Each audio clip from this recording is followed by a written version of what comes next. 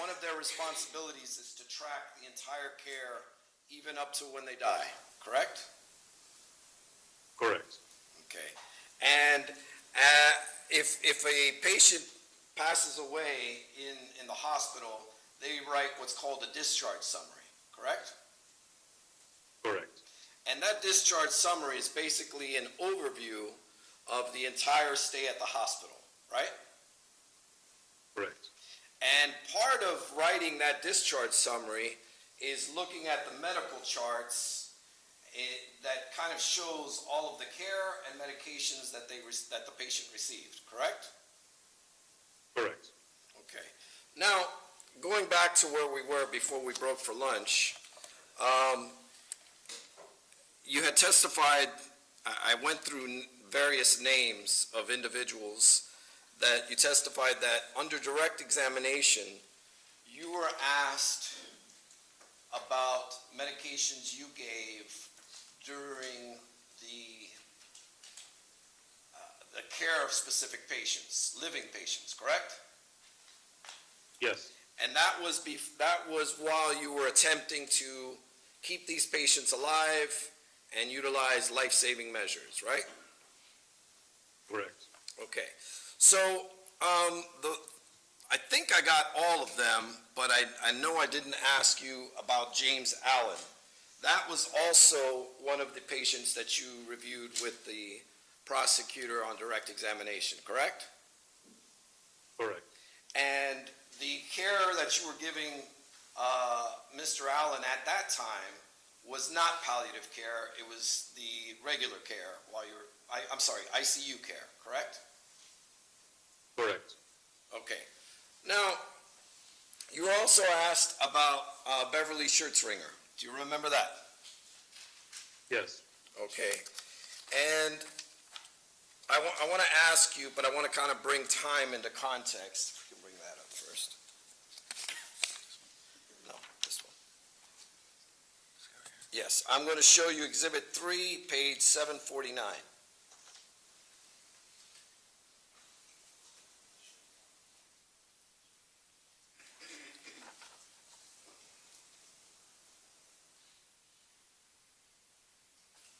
You would agree that on the top right-hand corner, this patient is Beverly Schertzringer.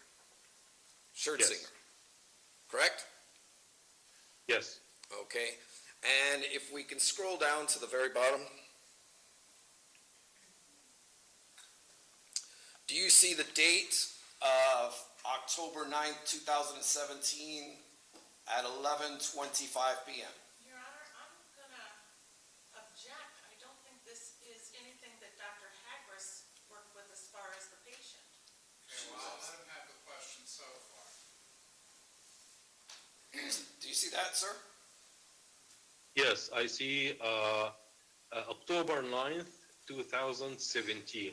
There's actually two of these dates, you know. Okay. There's I'm one on specifically... and one on the. Okay, you both can't talk at the same time. She doesn't know that, you do.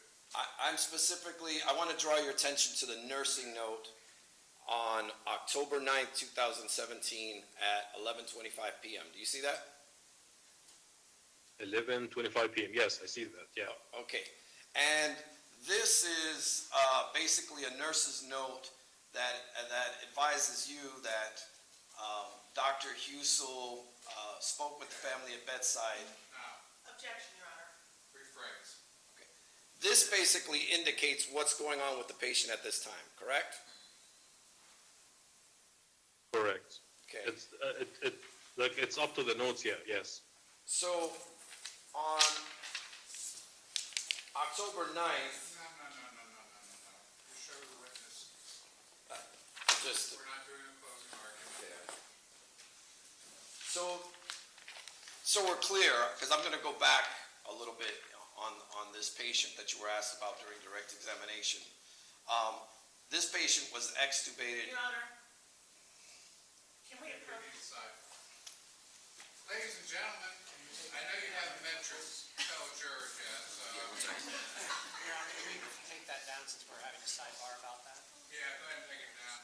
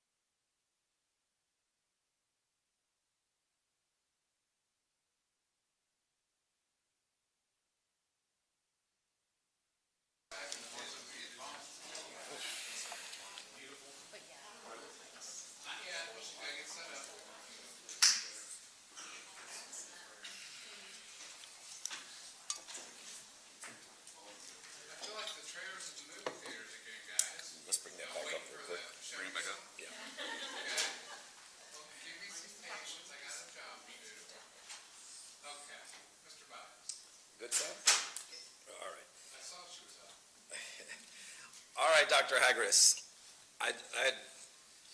bringing back up this record, this nursing progress note indicates that Ms. Schertzringer was palliatively extubated at 23:20, which is 11:20 p.m., correct? Correct. Now, I'd like to show you Exhibit 3, page 817. Is this the same patient? Just want to make sure. Yes, sure. It's okay.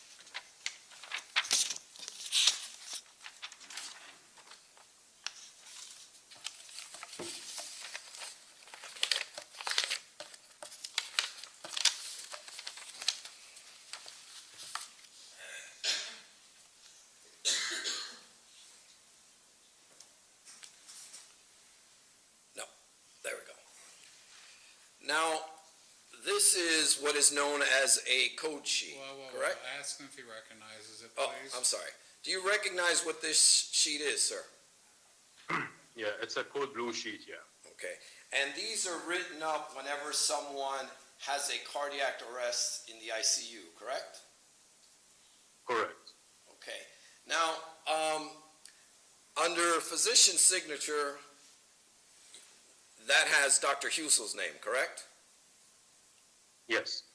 And then on the top right-hand corner, that also has, under who intubated, has Dr. Husel, correct? So, yeah, I'm trying Top to right-hand find corner. it. Where is it? The top yes, right-hand I saw, corner? yeah, so, yes. Yes, Okay. yes, I see it here, yeah. And just to clear it up, on the very bottom, it has the patient's name, correct? Yes, I saw it, yeah. Okay. Now, on this form, it indicates to you that at 21:56, there was a code blue cardiac arrest, correct? Correct. Okay, and we know from the previous exhibit, an hour and 20 minutes later, she was palliative extubated, correct? Correct. So this is I essentially... don't remember the timing, but what was the time of palliative extubation? Okay, there's no 21? question. Doctor, relax for a second, there's no question pending. Okay, let me put you back in time to where we're at. Okay. From the previous exhibit, we showed the nursing note that at 11:20, she was extubated. Do you see that? Or do you remember that? 11:20, okay, Okay, now this is, okay. if it's 9:56 p.m., this is about an hour and 20 minutes previously, correct? Approximately an hour and Prior. 20 minutes earlier. Okay, Okay, so you're following me with Ms. Schertzringer's care. An hour and 20 minutes before she's Sir, extubated. Sir, could you please show me the prior exhibit? Sure, The prior document, so yeah. sure. We're bringing up again Exhibit 3, page 749. Let's see the date.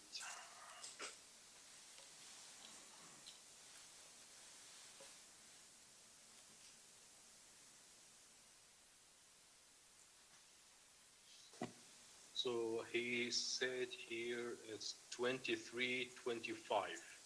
So 23:25, this is 11:25 p.m. Okay. Sounds Okay. good. Okay. Now we're going back, look at it's October 9th. We're going to go back to the code sheet, which is Exhibit 3, page 817. Okay.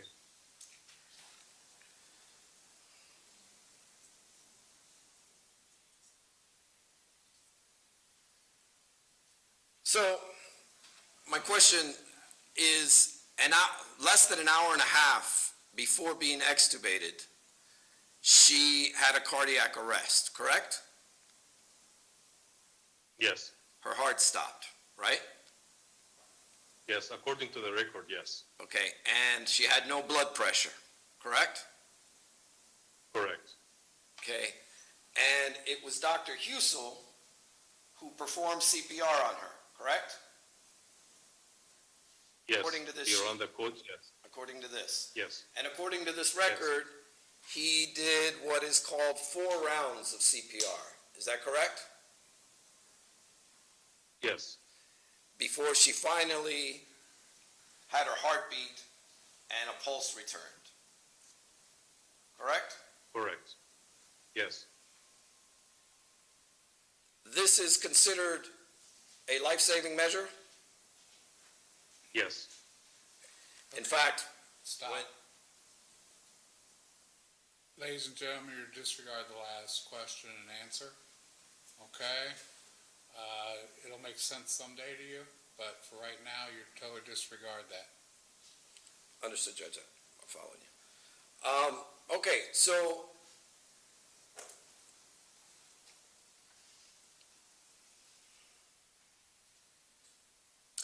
also on this record, you testified during direct examination about vasopressors, or vasopressors, I guess they're pronounced tomato.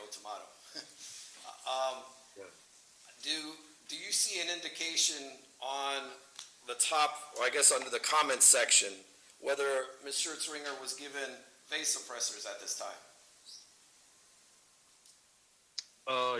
Don't see, there's, yeah, I can see it here. It's, there's a levo, patient on levo and vasopressin. Patient is intubated. So, patient was started on levofed and vasopressin. So she was started on 2 vasopressor medications.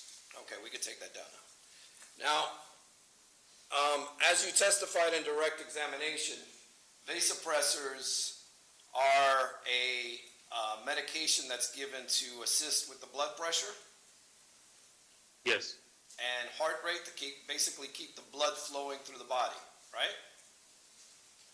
well, levofed and vasopressin, they are, they only work on the blood pressure. They fix the blood pressure. There's other vasopressors like dopamine and dobutamine that it will increase the heart rate. But in this case, the order only for levofed and vasopressin for blood pressure management. And in your experience as a doctor, Dr. Hagris, vasopressors are utilized, they're a form of life support, are they not? They are. Okay. And they're also fast acting, correct? Correct. Okay. And when I say fast acting, we're talking in terms of 1 to 2 minutes, right? I don't know the exact number, but it's very quick. Okay. And when someone decides in terms of palliative care, that's one of the life support measures that are taken off, correct? Correct. Okay. So once a vasopressor is turned off, the effects again take 1 to 2 minutes. It's fast acting. It turns off, right? I'm gonna object. This is Sustained, strike the question. Okay. So that is.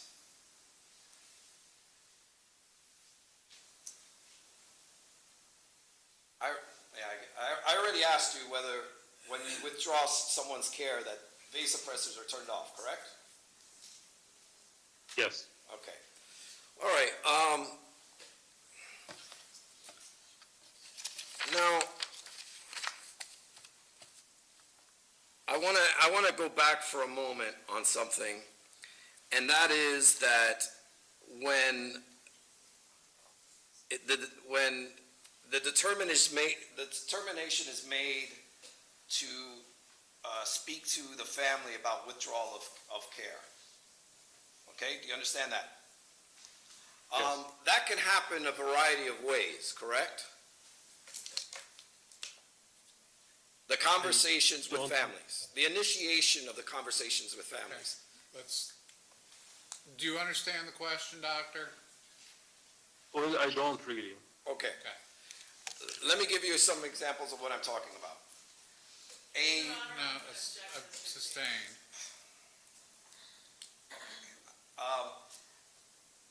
You can have a conversation about withdrawal of care if the patient's family either comes to the nurse or comes to you to discuss this, correct?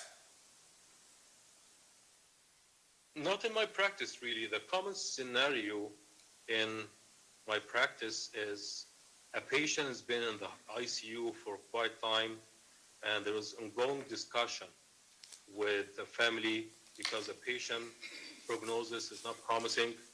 And the two scenarios that it happens in my practice, it's either the family already decide to do a palliative withdrawal, and they gathered during my shifts. So my role, I go in and I confirm everything, explain the process to the family, put all the medication, tell them what they will expect, and then pronounce the patient. The other scenario, Doctor, Like, let you me, know- I apologize to interrupt you, but Finish his question. it's not a response. Okay. So you're entering objection non-responsive. Doc, let's stop. Okay, we're gonna move to Okay. another question. Dr. Hagris, I'm trying to cut it down and simplify things for a minute, so let me ask it in another way. If the patient's family comes to the nurse and says, we'd like to take our loved one off the ventilator and end care, that's one way the conversation can initiate for palliative withdrawal, correct? it could, but I didn't see this in my practice. Okay. Another way is after you are analyzing the care, you feel as a doctor that this is a topic you need to bring to the family's attention. That's another way, correct? Correct. And that can happen in a variety of ways. So for example, if the patient is actively dying on life support, that's something you want to bring to their attention immediately, right?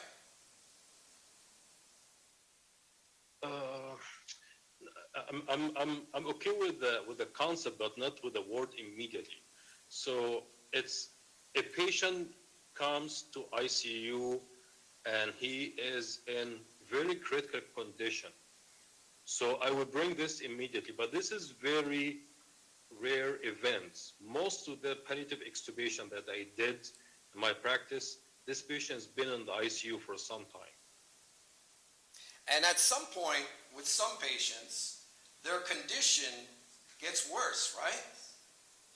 Correct. Okay, so if they're on vasopressors, for example, and they're maxed out on that medication of vasopressors, but their blood pressure is going down, progressively going down, you at some point have to have a conversation with the family to see if they want their loved one to die with all kinds of tubes stuck to their Your body, Honor. correct? Objection. Okay.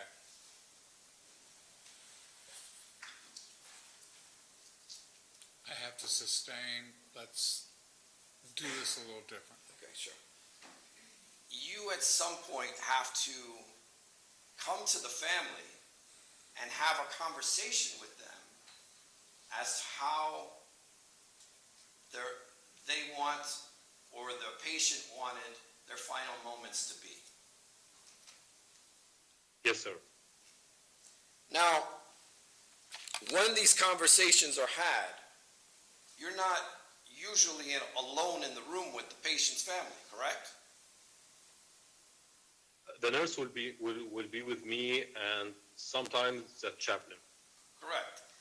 So there is oftentimes Mount Carmel provides spiritual care assistance, I guess for lack of a better phrase, where chaplains get involved and other religious people who are there with the families during this time, during this hard time, correct? Correct. And in addition to that, the nurse who is assigned to that patient is also present during these conversations, right? Correct.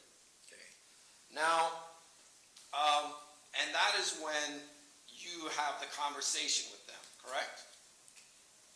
Correct. And it is your job to give them options, is it not? Well, my job is to explain what is going on, what's the plan of care, and why the patient is not responding, And why I'm calling them to come to see the patient right now, because I expect this patient could expire, and I give them option, like, my recommendation is to do that and that, and this is up to them, But it is ultimately the decision of the family members or the power of attorney, whoever's assigned as the proxy for the patient, to make that determination. Correct. Is that correct? Correct. Okay. That's not your decision, right? No, my job is just to give them the facts and show them what I have and give them the options, but the decision up to them. And have you had experiences where sometimes a nurse comes to you and tells you that the family wants to have these conversations? So say it again? Have you had an occasion, or do you have on occasions, a nurse come to you and tell you that the family is approaching them about this topic? No, I don't recall this. I recall the nurse will come to me and will tell me that the family want to change the code status from full code to do not resuscitate A.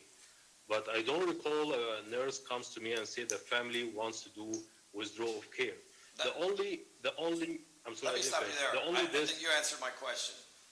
I think you answered my Okay, question. hold on. Doc, did you explain it?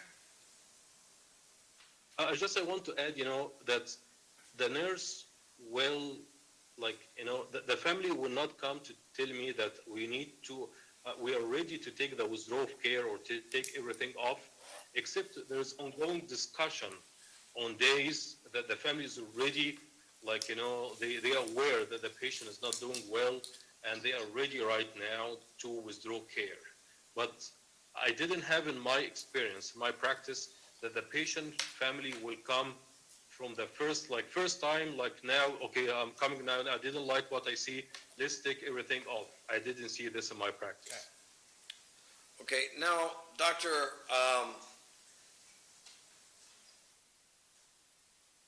you basically have described that during a palliative extubation, you follow your order set, correct? Do you recall testifying to that? Correct. Okay. Now, so at this point, if you're going to do palliative withdrawal, you basically tell the nurse your order set, and they go and get the medications, and they, at that time, perform the withdrawal, correct? Well, before this, I will have a discussion with the family, and I will explain what's the process of palliative extubation, what the medication that I'm ordering, what they expect, and the nurse will be with me. Then I will go in and I will put my orders, and I will explain again the process to the nurse. And if she has any problem, she will call me. Then when he passes, she will call me to pronounce it. Let's see. Okay. Yeah, I'm trying to walk through that process. If we can do that one step at a time. So after you explain what you want to the nurse, it is now the nurse who then goes and retrieves the medication, right? Correct. And administers it, right? Correct. And then you're gone, or do you stay in the room? Yes. Okay, you're gone. My office is like 30 seconds from the. I'm in the middle of ICU. My office in the middle of ICU. Okay, so you go to your office, and you are then Yeah. called back in to give the time of death. Is that correct? Correct. Okay. Now, I want to go to the policy at Mount Carmel's palliative withdrawal policy that you looked at earlier in direct examination. And I know there were two shown to you. Let's bring up States Exhibit 16A.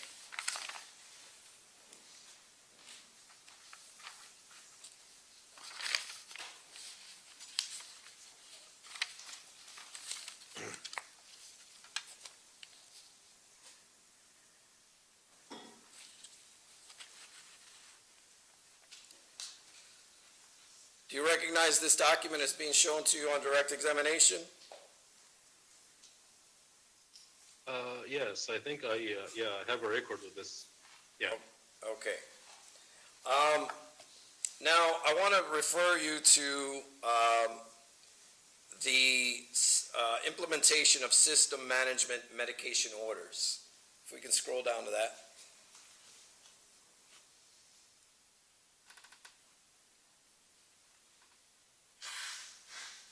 Okay.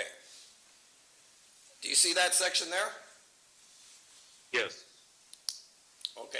Do you see where it says, number one, discontinue monitors that do not contribute to the patient's comfort, such as ventilator, alarms, cardiac monitors, blood pressure monitors, and pulse oximetry? Yes. Okay. Now that's basically done so that there aren't a bunch of alarms going off as the person is passing away, correct? Yes. Okay. The next, symptom management medications will be ordered as medically indicated. Do you see that? Yes.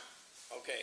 Now, in the event that someone is suffering in pain, that's what this means, right?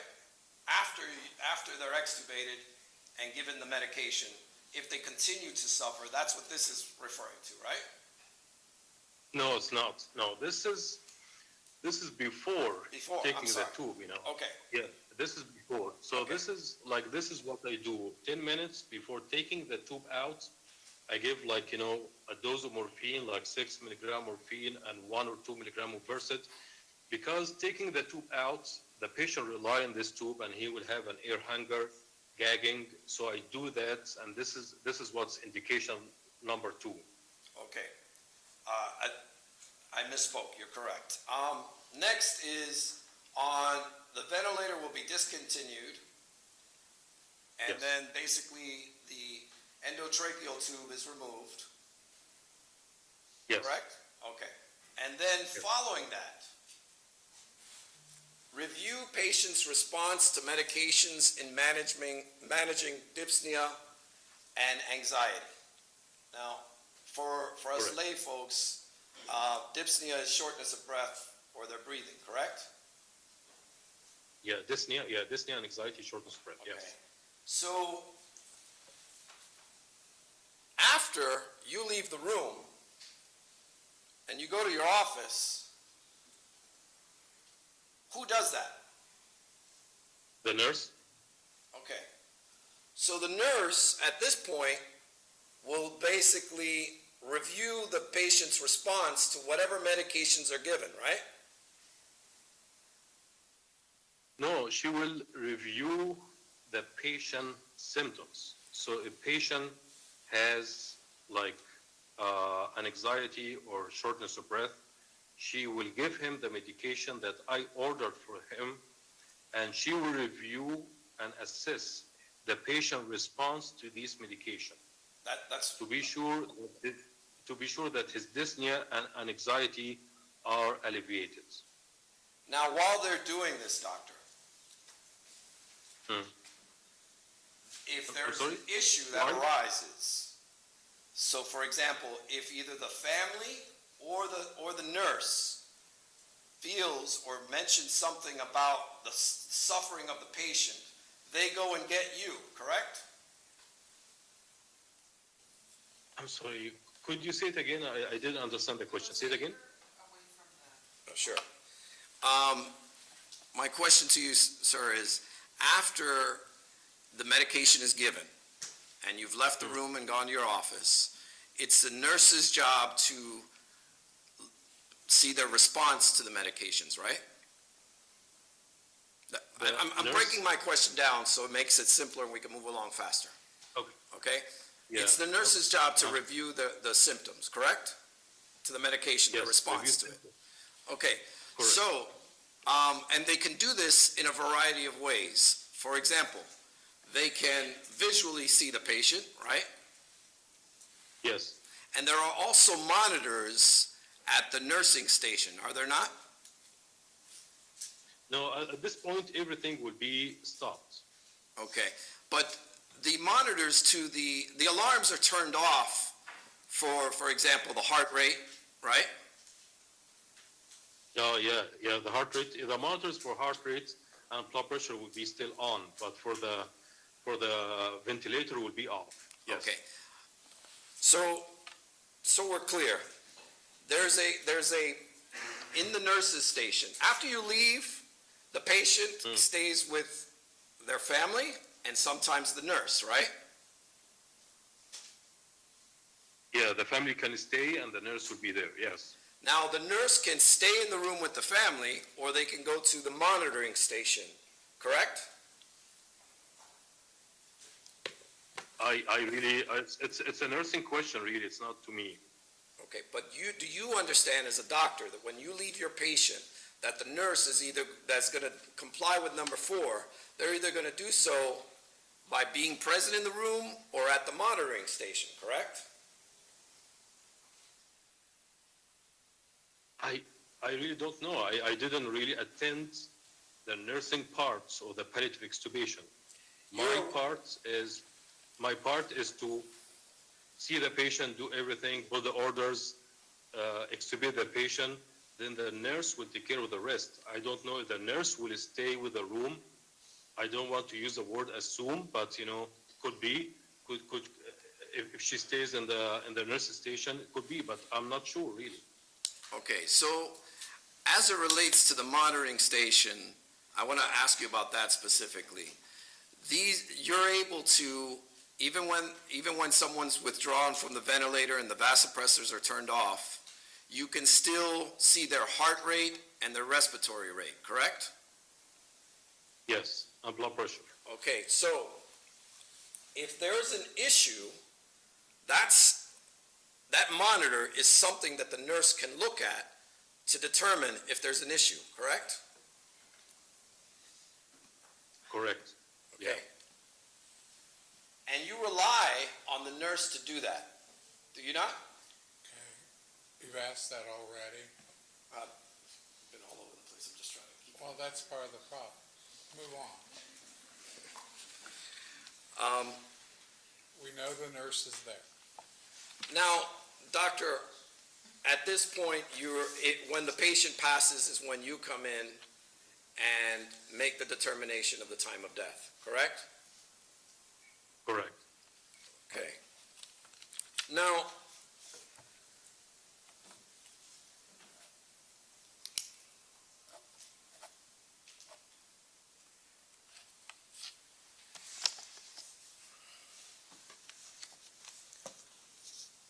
when you give medication during a palliative withdrawal, one of the things you're trying to avoid is respiratory distress, correct? I'm trying to alleviate any air hunger or respiratory distress in these patients, correct? Okay, I'm going to break it down a little bit, okay? So the other thing that you're trying to address is pain, correct? Correct. Another thing you're trying to address is anxiety, correct? Correct. And that's because death is imminent, correct? Okay, I'm sorry? And that's This is be- imminent, yeah. no, stop. We've been through this. This is the first time I've asked this question, Judge. No, you were asking the similar question earlier, and now you've come back to it. About the whole process of what he does when he goes into this process. It was this morning, so you Okay. can make whatever record you want Sure. later. In addition to that, Dr. Hagris, you are also concerned for the patient's family, correct? Correct. You don't want them to see their loved ones suffering in their last moments on earth, correct? Correct. Now, sometimes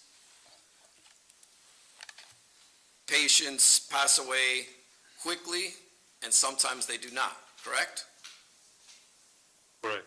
And this is all patient specific, correct? Yeah, everyone is different, yes. Depending on their condition, correct? Yeah, depending on the condition, age, multiple factors, yes. Now, I'd like to bring you to, you answered some questions under direct examination on a patient by the name of Sandra Castle. Do you recall that? Yes, sir. Okay.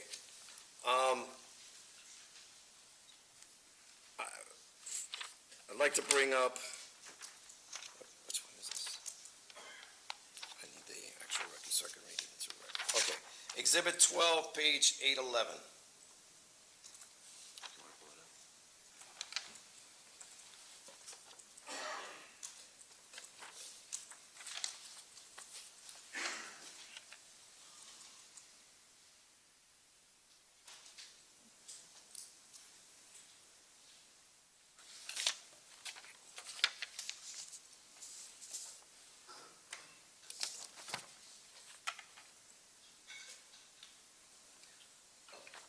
Do you see on the top right-hand corner that we're referencing patient Sandra Castle?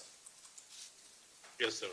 Okay, and the date of this note, if we can scroll down, I'd like to, And before he does his question, Your Honor, I just want to note my instruction for the record, knowing what you're ruling on for these. Just doing the same Reserve the exact- objection. Okay, well, I haven't heard the question yet. Go ahead. looking at the nurse's note for November 13, 2018, do you see that, sir? November 13, yeah. What time? Is it 1944? 1941, the one that's entered at that moment, Okay, 1941. Yes, sir. okay? Do you see the time that this patient was extubated at 1642? 1642, yes. Okay, that is 4:42 p.m. in the afternoon? Yes, Okay, before 4:42. If you can remember that time, I want to ask you some more questions about that. Now, the time 4:42 yes, p.m., 4:42 right? on Okay. November 13th. Doc, just relax. I wrote it down. I got it for you. All right, now if we can bring up Exhibit 12, page 896 to 99.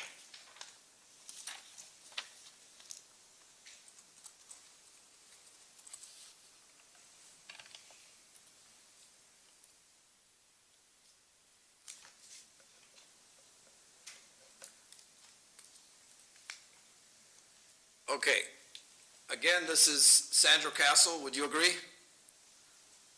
Yes, And we're looking at the medication administration record, right? yes, And this is basically the medication that was given to this patient, correct? correct. Okay, and we see at the top of this, in terms of medications, on the same day at 9:38 in the morning, she was given aspirin. Yes, And this was based on an order that you gave, I guess, on November 10th, for her to get it at certain times during the day. Is that right? correct. Okay, and then after that, you have another medication order that was also given, and this is, I'm not going to even try to pronounce that. Why don't you tell us? It's a Lipitor, atorvastatin. It's a cholesterol medicine. Okay, so as we scroll down later on that day, on the 13th,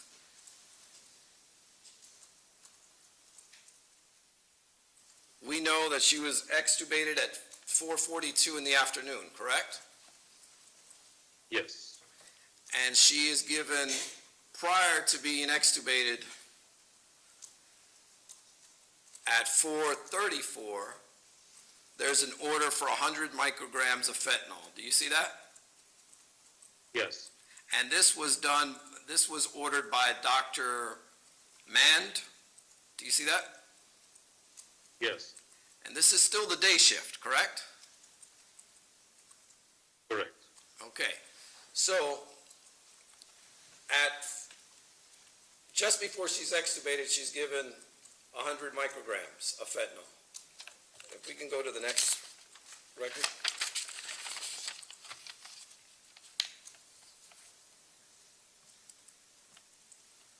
Then at 5:50, she's given more medication of morphine. Do you see that? Yes, Okay.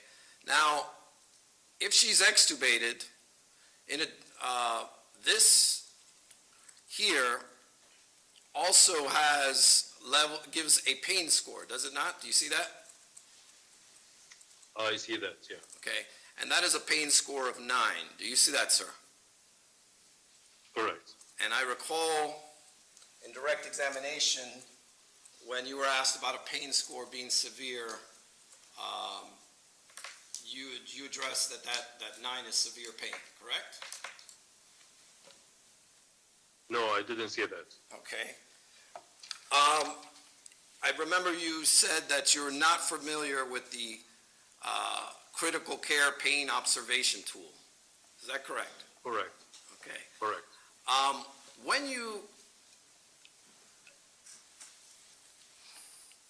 Do you know that this tool only goes up to 8? No, sir. Are I you don't aware of know. that? No, okay. So, let me take you through this then. You see that, though, the pain score is at 9, correct? Yes, Now, that is about an hour after Ms. Castle's extubated. She's getting morphine. Prior she got fentanyl, now she's getting morphine, correct? according to the record, yes. Okay. And according to the record, the nurse noted her pain score at a 9, right? Correct. Now,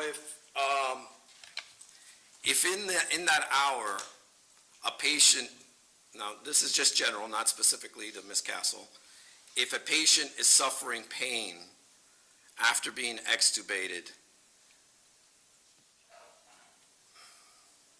that's something that's oftentimes the family has to deal with, right? Well, you're asking a hypothetical question, and in these cases, I need to know more about the patient. I'm here as a fact witness to talk about my practice. I didn't see this patient, I didn't, Let me try and clarify the question, sir. When you're doing when you are performing palliative care, sir, and a patient is experiencing pain on their last moments, that's something that the family has to endure as well, correct? You're aware of that as a doctor, right? That's something you consider? Sir, when I do a palliative extubation, the patient gets medication before I take the tube out. After taking the tube out, the patient will be assessed every 15 minutes, and he will get 6 milligram of morphine and 2 milligram of Versed. In my practice of 10 years in Mount Carmel, I'm sorry, I need to finish my answer. In 10 years, I did not see any concerning from any family regarding my palliative extubation. Doctor, my question, let me get you back to the question, if I can. If you have to give more medication, that's after the patient has suffered pain, right? No, sir, because the patient will be assessed every 15 minutes. If the nurse she feels patient did not get to the right score, okay, this means like, if I don't know the CPU2, but for example, it's from 0 to 8. A patient was 8 and she gave a medication and he went down from 8 to 4, but still didn't get to 0. So she will call me and I'll give more medication. But Okay, that's what I'm trying to get to. That's what I'm trying to get to. Yeah. So when the nurse notices that the patient's in pain, they call the doctor, and the doctor orders more medication, right? To stop the suffering. Correct. Okay, so Correct. here you see Dr. Mahoney now giving morphine, correct? At 1750, right? Yeah, yes, Okay, then 43 minutes later, this patient is given, do you see lorazepam in order for that? yes, I see it, yeah. Okay. 2 milligram. And then that's also ordered by Dr. Mahoney. Correct.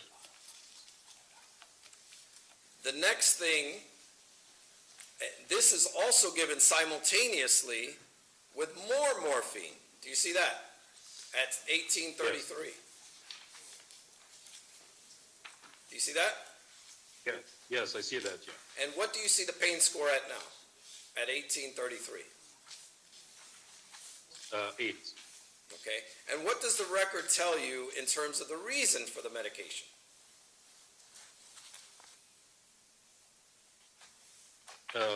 Pain, And what does it say Severe after pain. pain? severe pain. Severe pain. Now, we now have 3 doses of opioids to address this pain, correct? According to the record, yes. Yes. And in addition to that, we're now looking at 7:03 p.m. If we could scroll down. And she's given more morphine, correct? Yes, Okay. And that is issued by Dr. Mahoney. Do you see that? yes, I see that, yeah. Okay. And the reason for this medication is what, sir? Severe pain. Severe pain. Let's go to the next page, please.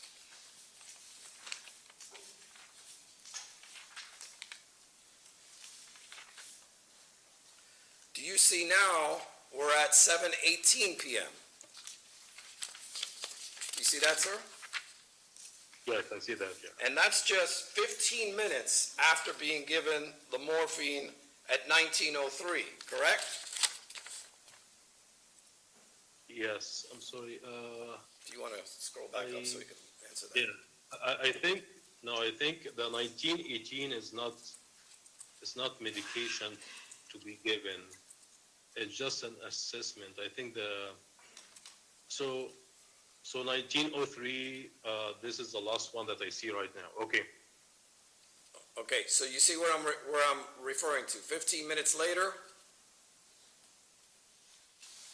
but I don't think this is a medication was given. okay, that's not the medication. I'm sorry, I misspoke. 1933.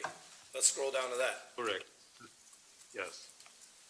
On 1933, this is approximately 30 minutes later, Hmm. this patient is given even more morphine, correct? Correct. And you see the doses are going up?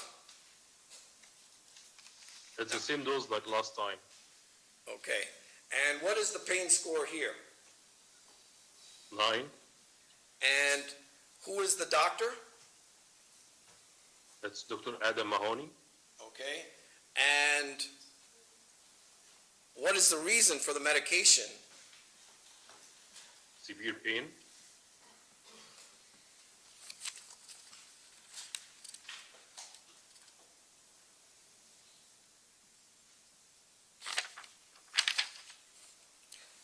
Now, sir, based on what you've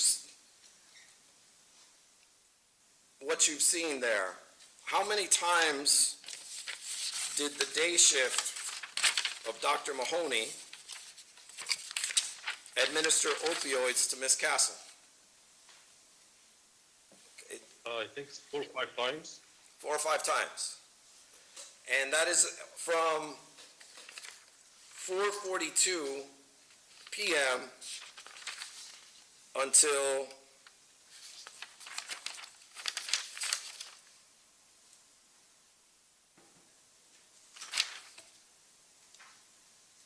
I'm sorry, there's more. Let's scroll down. And let's go to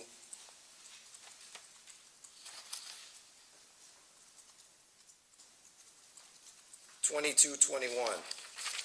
That's 10 p.m.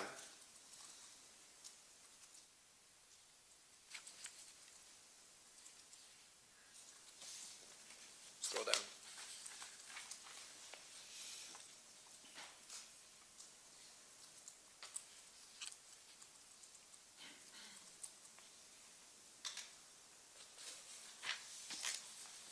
Actually, stop right there.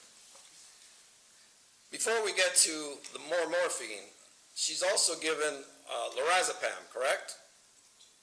Or Ativan. Do you see Yes. that? And Yes, that's yes. by Dr. Mahoney? Yes, Okay, and Dr. Mahoney, the reason for giving the Ativan was for what, sir? the Ativan for pain discomfort. Okay, and then at 2221, she is now given more morphine, correct? Correct. And the pain score is at 9 again. Yes, And the reason that Dr. Mahoney gave this medication was for what, sir? severe pain.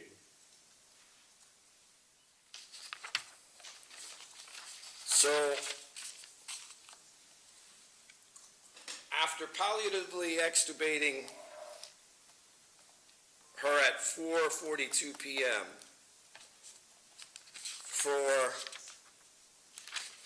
until 10:21 p.m., that's about 5 hours, right? 22, yeah, it's from 4, yeah, about 5-6 hours, yeah. She's given opioids 6 times to alleviate her pain and suffering, is she not? According to these records? Yes,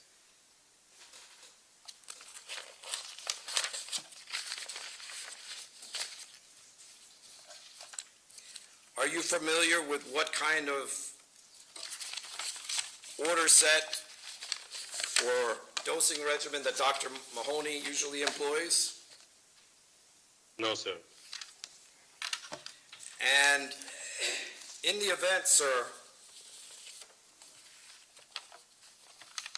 that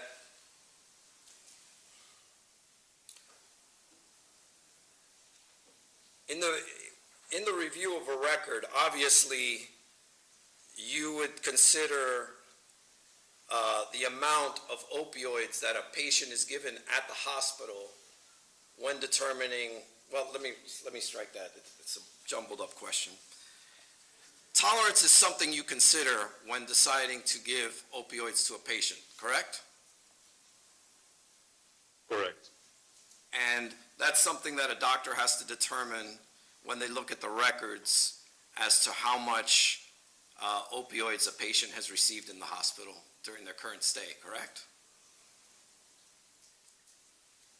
I'm sorry, so you're saying that... Let me rephrase it. I could see I Yeah. confused you with the question. I'm wrapping up. Doctor, one of the things that doctors look at are the medical records to make a determination as to how much tolerance a patient has, correct? Yes, And that specifically, that includes opioids, correct? correct. If I could have just a moment, Judge. I think that might be done.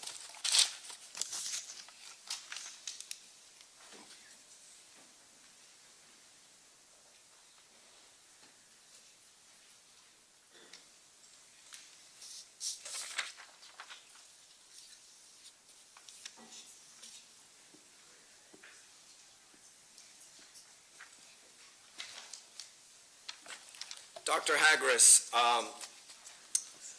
the order sets that we've discussed here today, at Mount Carmel, at the time of these events in question, They were not mandatory policies, correct? Correct. The decisions made were left up to the discretion of the doctor at bedside, correct? Correct. And that's something that the doctor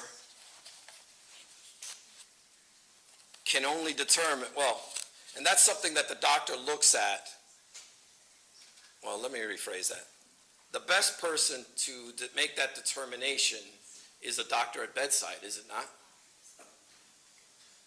Yeah, the attending physician, he will look to the order sets and he will see what he likes and what he's comfortable using it. Okay, thank you. Redirect. Thank you, Your Honor. David, do you mind just sitting that up? No, I can pull it back up.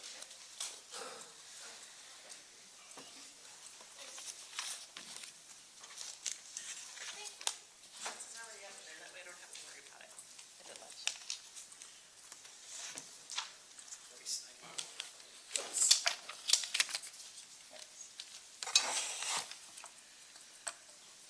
Dr. Hagris, it's Paula Sawyers again.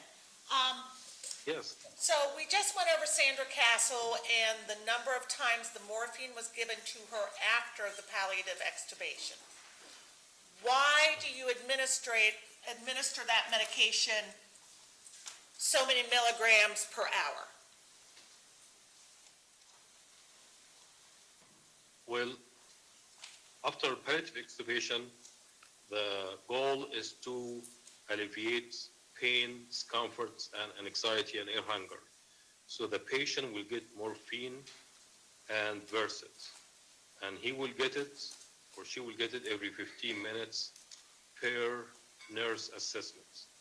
Why don't you just give them a big dose up front? Objection.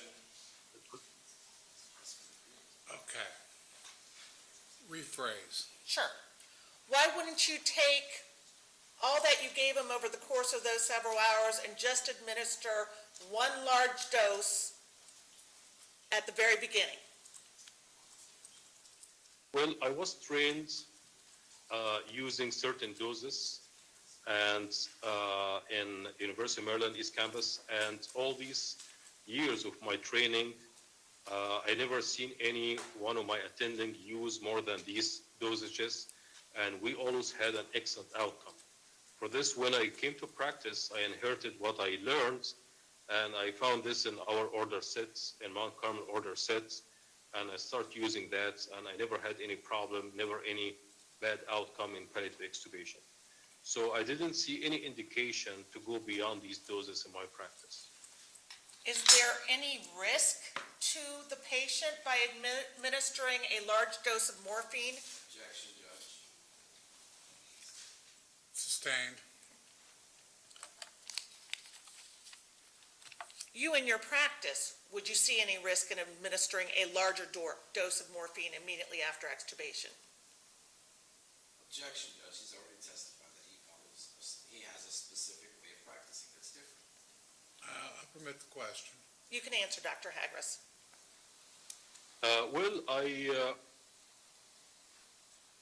You're asking me why I don't give more morphine?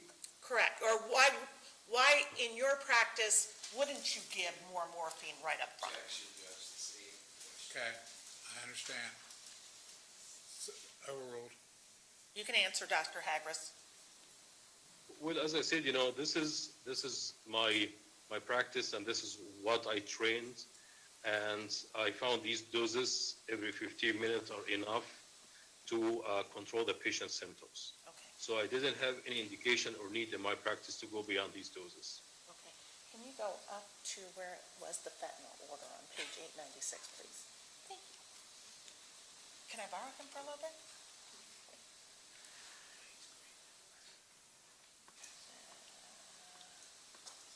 896 would be the page, at the very bottom. It's just one running page for me. Okay, sorry. Can you tell me If just, you want to get tell out, me I'll the time that it did? it would be 16:35, 4, I'm sorry.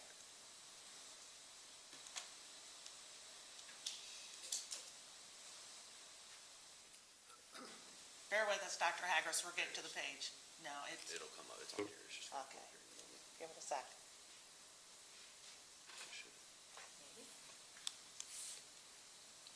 There it is. Okay. And Dr. Hagris, directing your attention to the fentanyl order at the bottom of the page here, how much was given for this palliative extubation?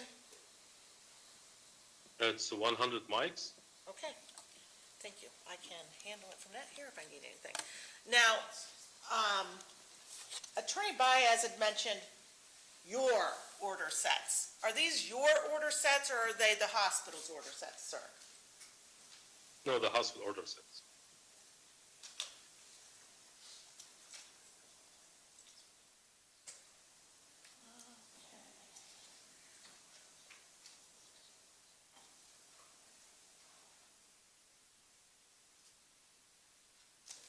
And let me get into the correct medical record here.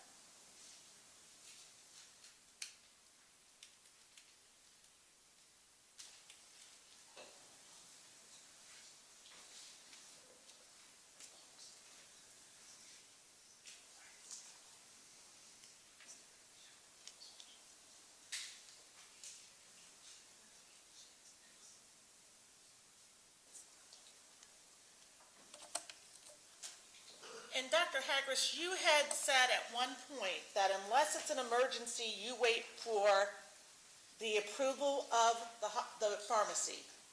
Did I hear that correctly, sir? Correct. It's, We've already established that unless he hears from Okay, him, he doesn't know that there's an issue. Well, It even that is. and, okay. We've already had this testimony. Okay. Let's move on. in your experience, is a palliative withdrawal ever an emergency? No, ma'am.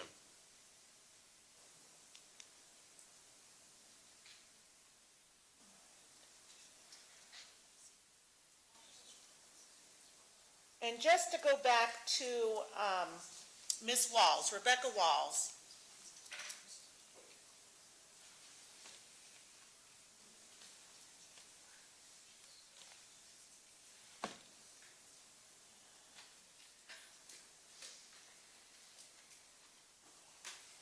And I'm going to direct your attention to the screen. Do you remember Mr. Baez showing you this midazolam order? Yes. What's the date and time that that was administered by you, sir, or by the nurse that you ordered? November 16th, 2018 at 4:25 a.m. Okay, and I'm going to go down a few pages. Not that far.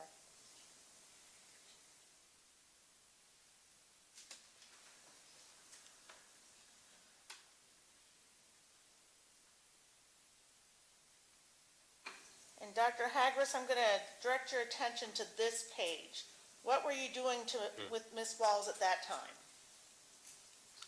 This is intubation assist form by the nurse, and this is where I did intubate the patient. Does it indicate it's an emergency? Objection, Judge, we're talking about intubation versus Yeah. extubation. Okay, hold on. Hold on, Doc. Your Honor, he indicated that he does, if it's an emergency, he doesn't worry about the pharmacy. That was one point that Mr. Baez made on his Okay, I'll cross-examination. commit the question. So, Dr. Hagris, does this indicate that this intubation was done on an emergency basis? Yes.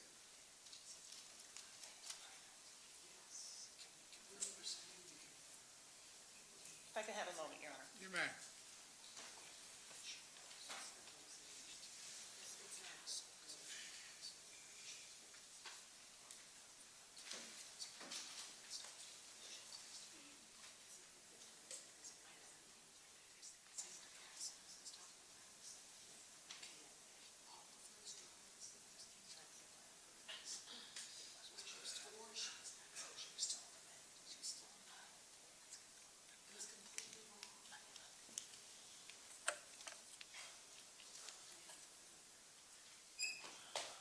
Your Honor, if I can have a moment. Okay.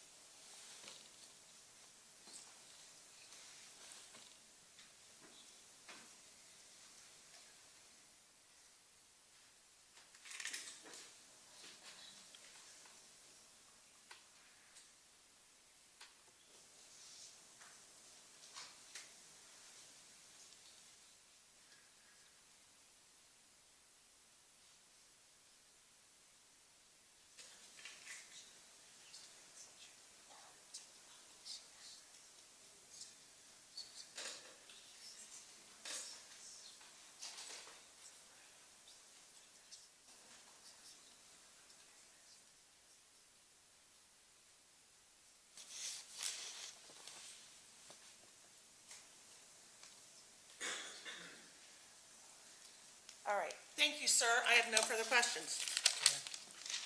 Doctor, Thank thank you. Good luck with your father. Okay? Thanks, sir. Thank you very much. Thank Okay. you. Have a good day, guys. We're gonna take a recess, ladies and gentlemen. Okay, 15 minutes. We'll start back at 25 till. Okay, David, call him up. All right. Have a great break, guys.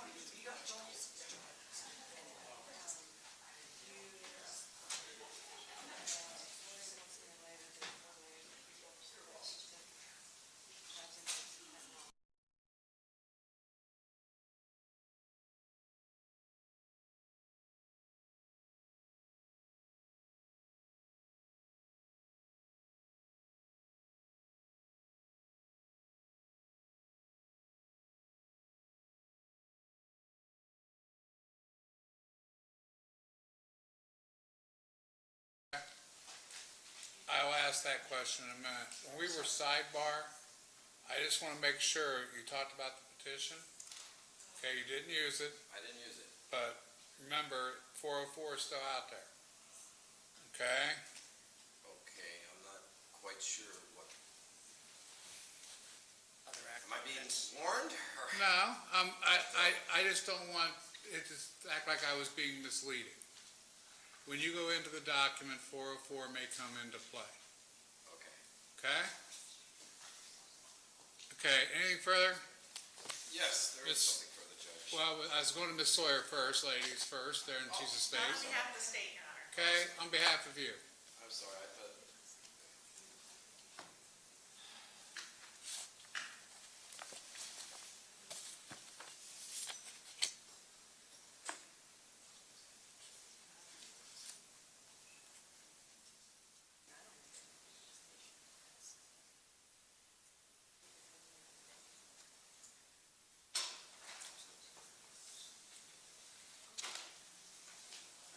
Yes, Judge. During the last break for a moment, or while sorry, it's late in the afternoon. I'm a little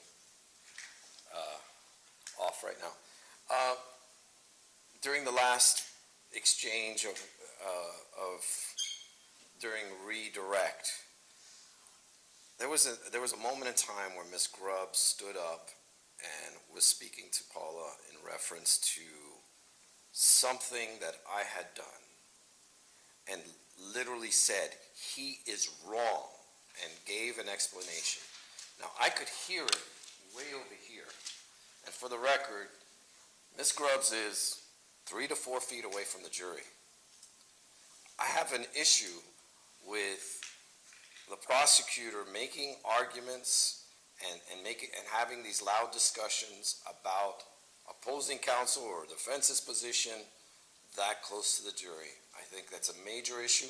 I would ask that she repeat on the record what she specifically said so that it is indicated in the record, and then we can make a determination if we have any more motions after that.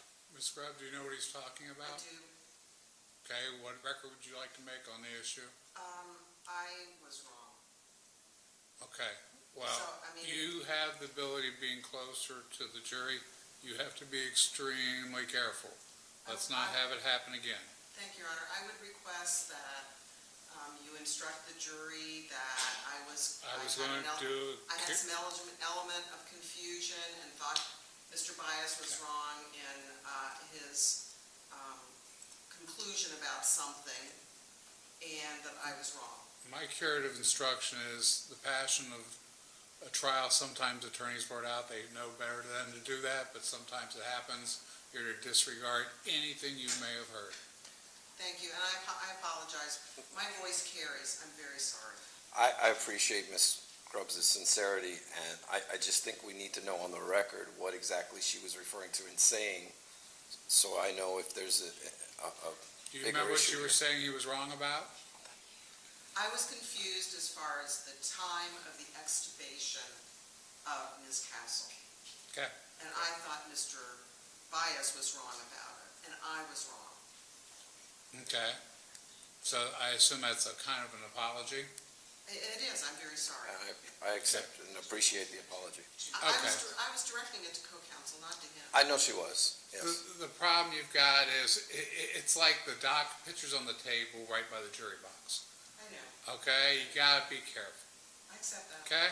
Thank you. So could Anything we- else? Yes, so we could have an instruction upon the return of the jury. I will instruct the jury upon their return about this situation. Thank you, Judge. Anything else? Anything else? Nothing from the defense. Okay.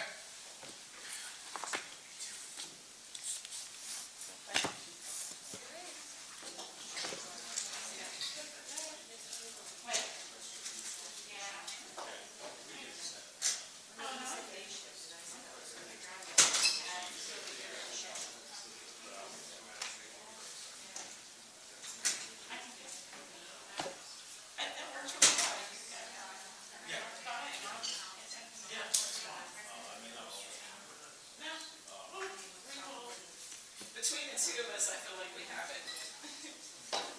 Oh, I'm not in the mix, huh? Okay. Well, I don't think you want to get.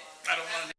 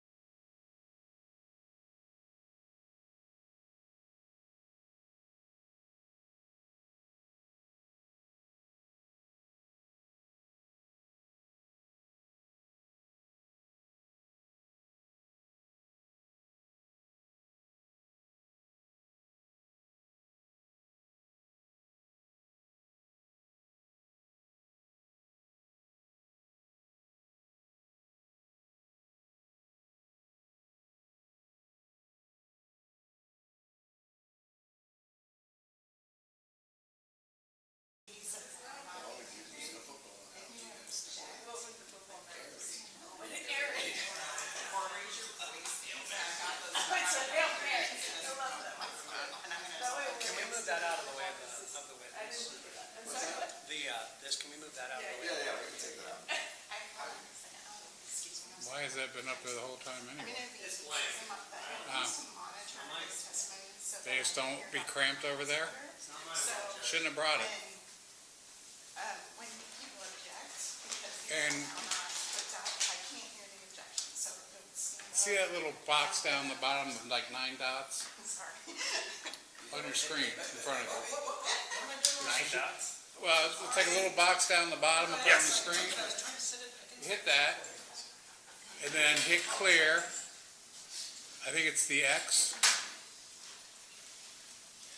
No, not the X. Maybe it's the one, no. Yeah, it got it. Okay, cool. There was that yellow up there, someone had touched the screen, and it just kind of looks disgusting, so.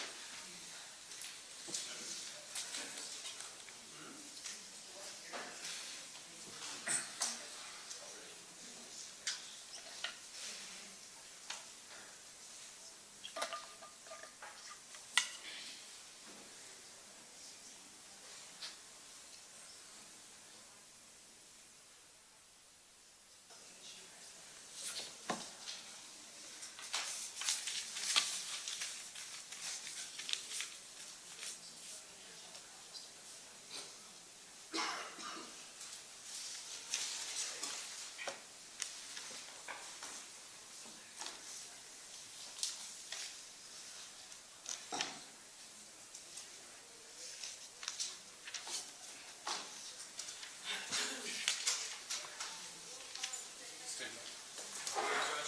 Yeah. All rise.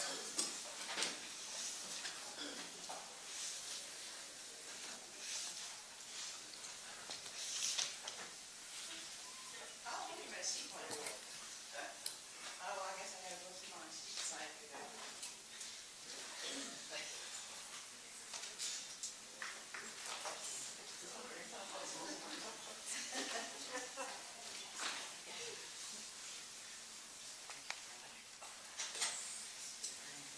Yeah.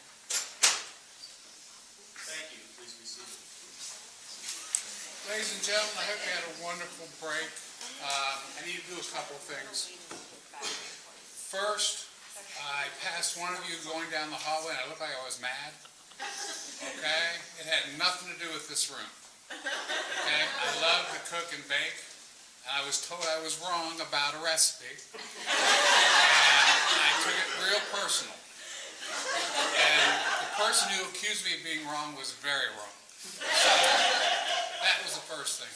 The second thing is trials are very passionate things, and sometimes things blurt out from the tables. We had an incident during the last witness, okay? You're to disregard anything you hear there.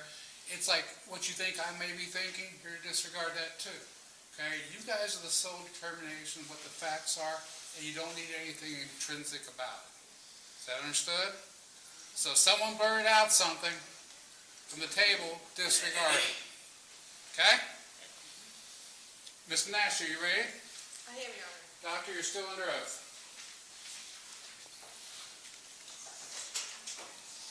Your Honor, by agreement, I'm going to lead just a little bit so we can loop back in. Okay. But, You can lead anyway, can't you? well, okay. See? It's okay. At least you I guess didn't maybe correct it's me more- about hummingbird cake. It's more asked than answered. Okay. Good afternoon.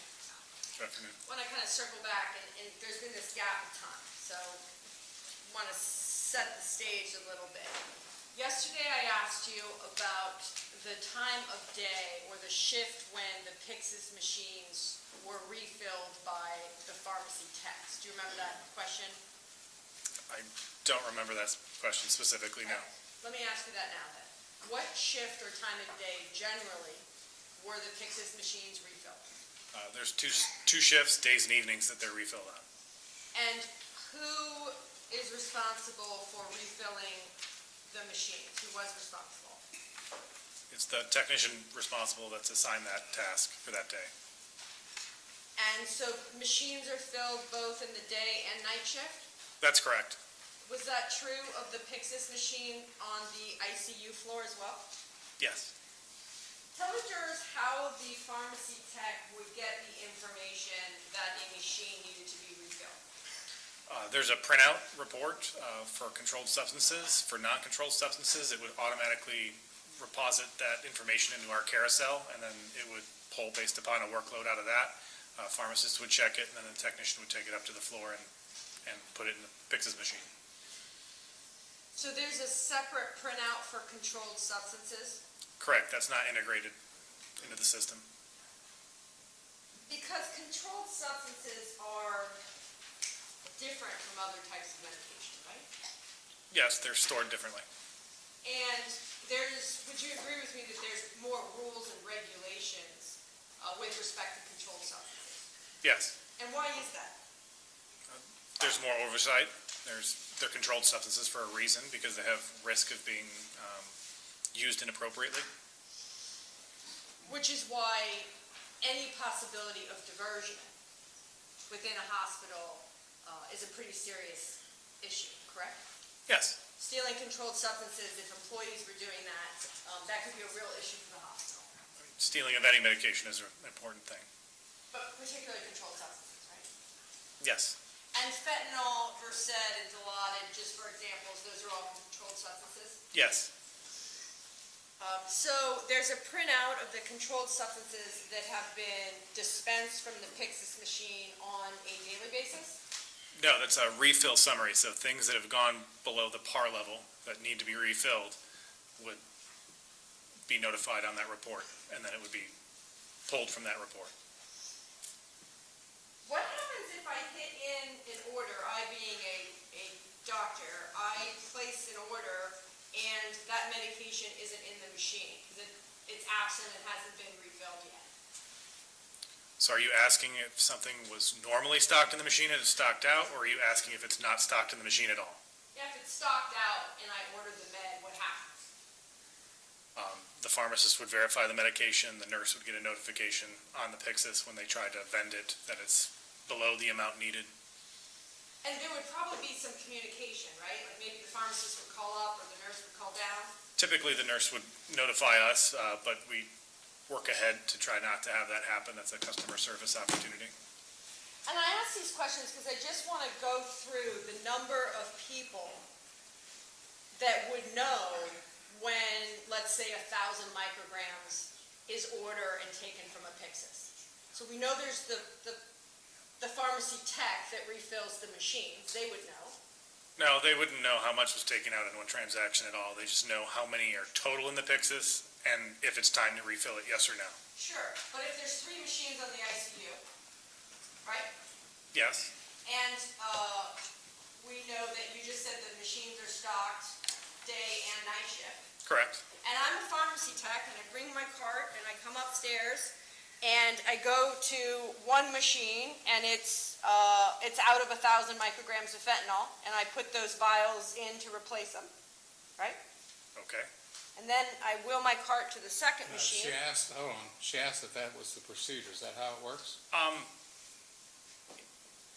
It's different than she's describing it, but what the technician would do is look at the report, it would be checked by the pharmacist, they would bring up whatever number of it is, and it's based on vials, so there's also multiple patients in that area, so if you think that one Pyxis might service 10 to 12 patients, all of them could be on a ventilator, so it may be a wide variety of needs.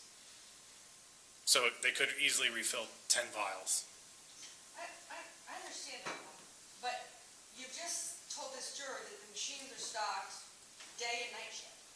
Yeah, 2 separate instances. And as the manager of the pharmacy then, tell the jurors how much fentanyl was kept in any one Pyxis machine at any time on the ICU.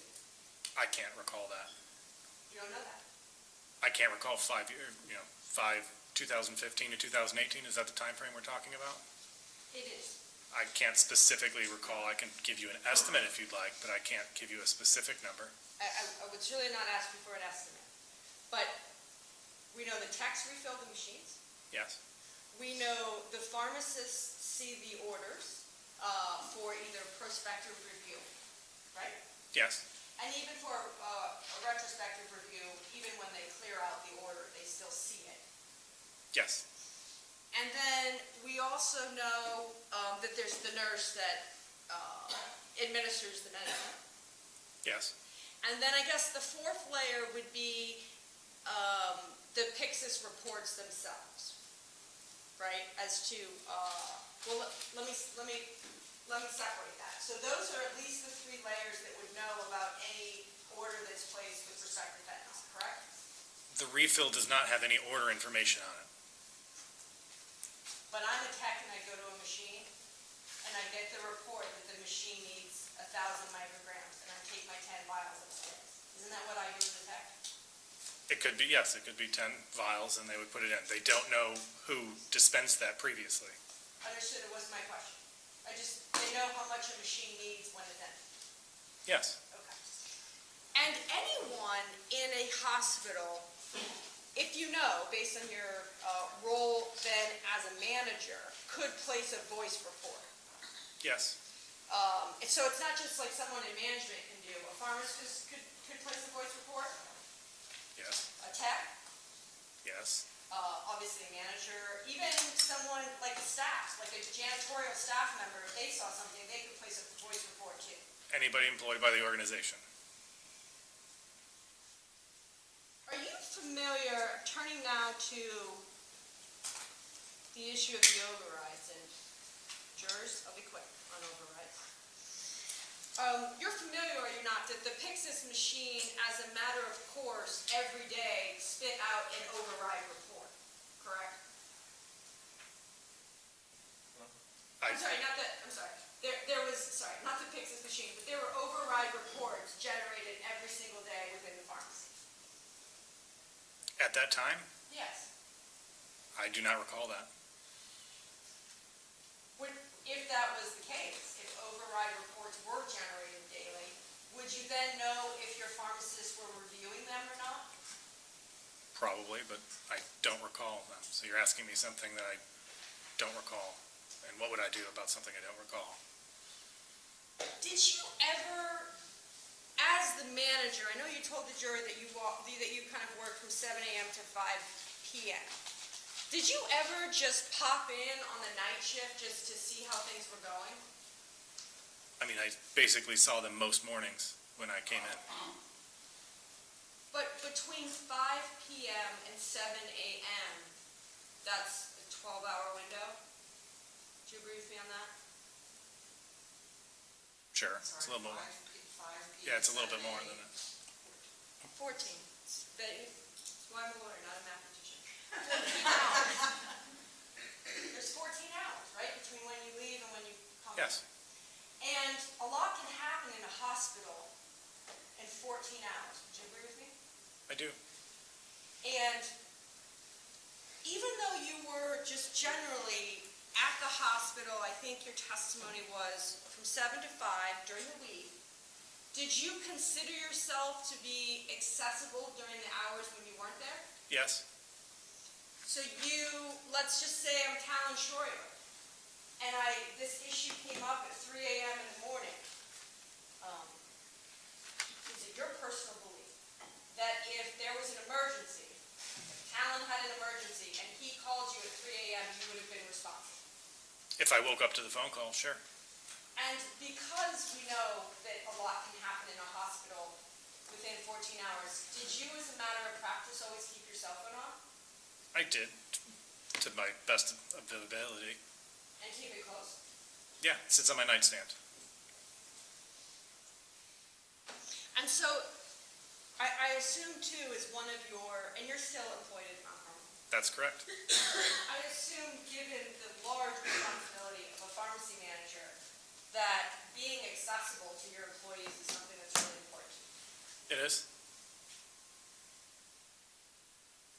You talked about yesterday about the communication in the pharmacy department. I remember the prosecution asking you what was the communication like in the pharmacy. Do you remember that? They asked when we had touch points, yes. Yeah, and I think it's been, 14 hours. So I probably don't remember the words correctly, but the communication you indicated was generally good in the pharmacy, right? People talk to one another. Yes. And you had these morning the pharmacists had morning huddles, Yes, it's a shift-to-shift handoff. and I remember the Columbus Police Department asking you about those huddles in your interview. Do you remember that? I have vague recollection. So as one shift of pharmacists leaves, and they sort of pass the torch to the next, there would be a morning huddle. Yes, Is that right? yes, And these would happen as a matter of practice daily. yes. And sometimes, and you, as you told the Columbus Police Department, sometimes you attended those meetings, those huddles, and sometimes you didn't. Yes, if I had a conflict, I wasn't able to attend, I would, if I had something to pass off, I'd talk to the shift that was there. If not, I'd follow up afterwards. We know from the testimony that there was 2 pharmacists during this time at Mount Carmel West. How many pharmacists were there during the day? What day of the week? Did it depend? Yes. Monday through Friday. Monday through Friday, in 2015 and 2018, I believe there was, it varied between 6 and 7 typically. And then on the weekends? There's less, because there's less elective surgeries in that, so typically 4, and then they upstaff as the day goes on. So 5 days a week, as an example, there's 2 pharmacists having a huddle with 6 or 7 other pharmacists when they shift change. Approximately. And then another 2 days a week, we've got 2 pharmacists talking to maybe a handful of pharmacists, because it's Yes, less. And some days you attended those huddles, yes. yet at no time in 2000, well, let me back up. And certainly, if you had been in a huddle with your pharmacist, and you had heard anyone raise any concern in a huddle that there had been orders that had come through that were hastening the death, you would have done something about that in the case. Yes. You would have issued a voice report. I would expect that person that's reporting it to issue the voice report, but if not, I would, yes. You would have, like you did with Talon, you would have told Talon to issue the voice report, and if that didn't happen, you went to Katie in this one instance, right? In the first instance, yes. But in all those huddles, so we look to 2015, you never, no voice report from you that in a morning huddle, it was reported there's medication that might be hastening the death. Did not place any other voice report. You know, the first incident I was aware of was in October, October of, 2018. and the huddles were happening in 16? I can't tell you the exact date that they started. It was sometime before that, though. Let me get my.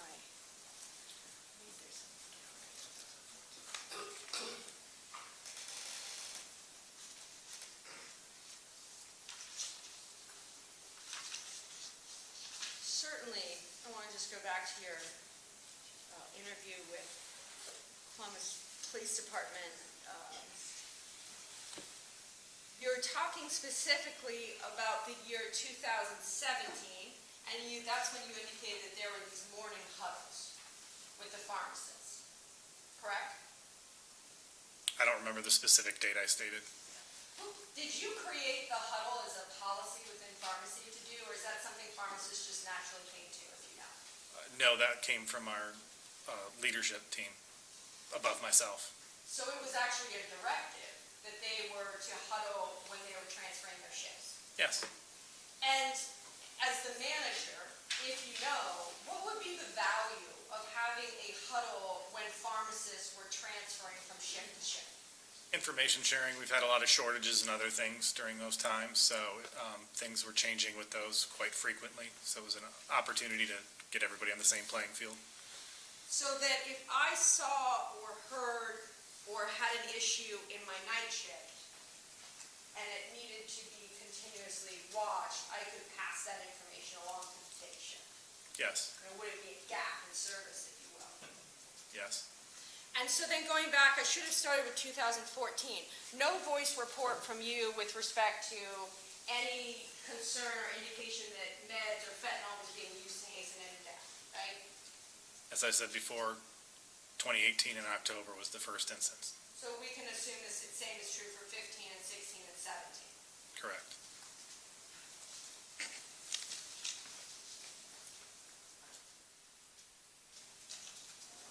So,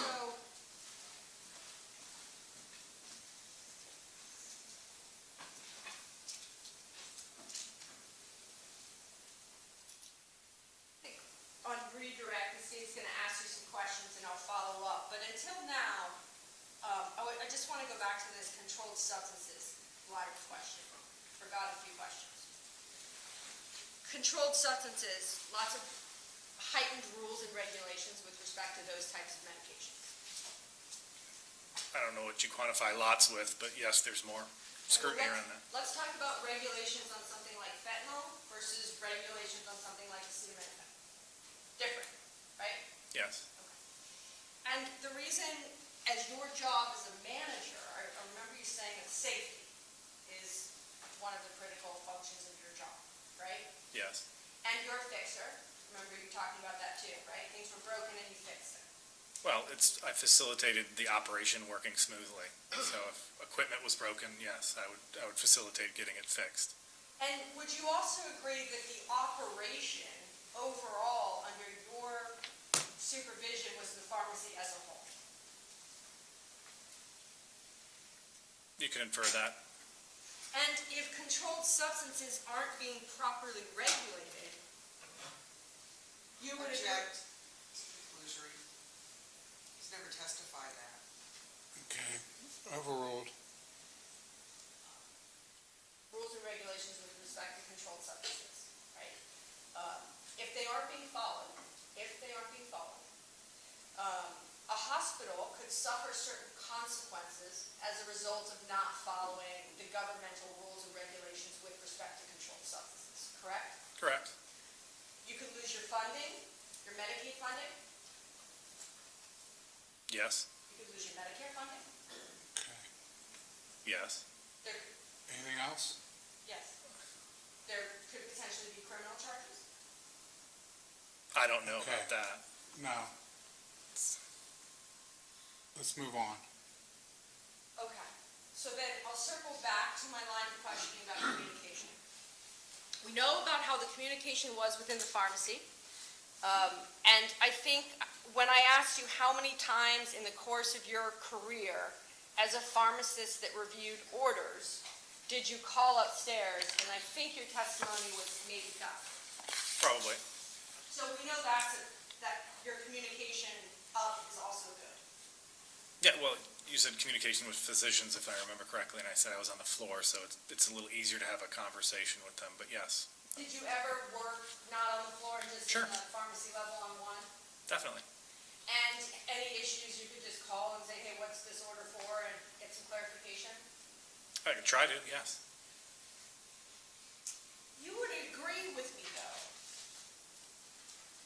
that in all these 2014, 2015, 2017, and finally even in 18, you as the pharmacy manager never picked up the phone and called Dr. Husel.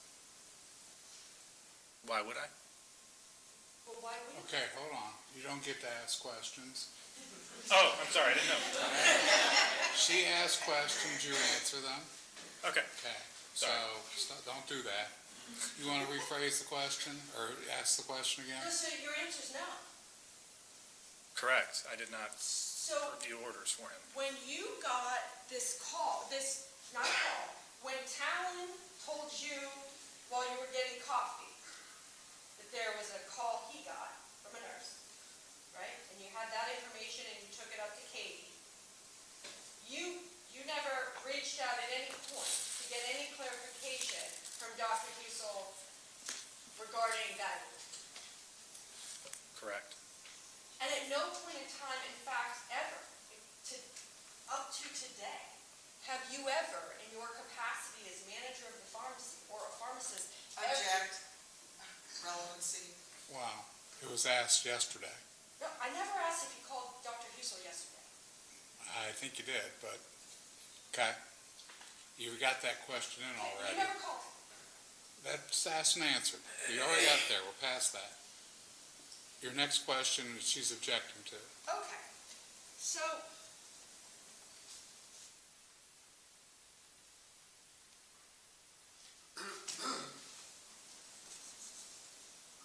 Give me 1 second.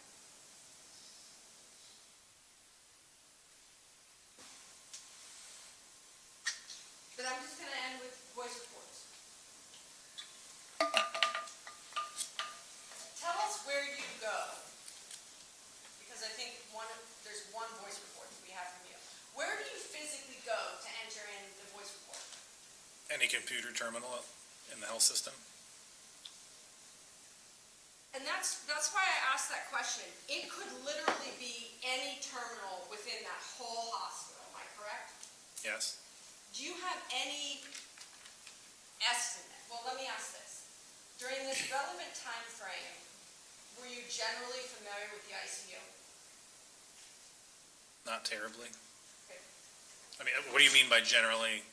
Sorry, I can't ask a question. No, as the manager of the pharmacy of Mount Carmel West, did you ever walk up to the ICU? Definitely.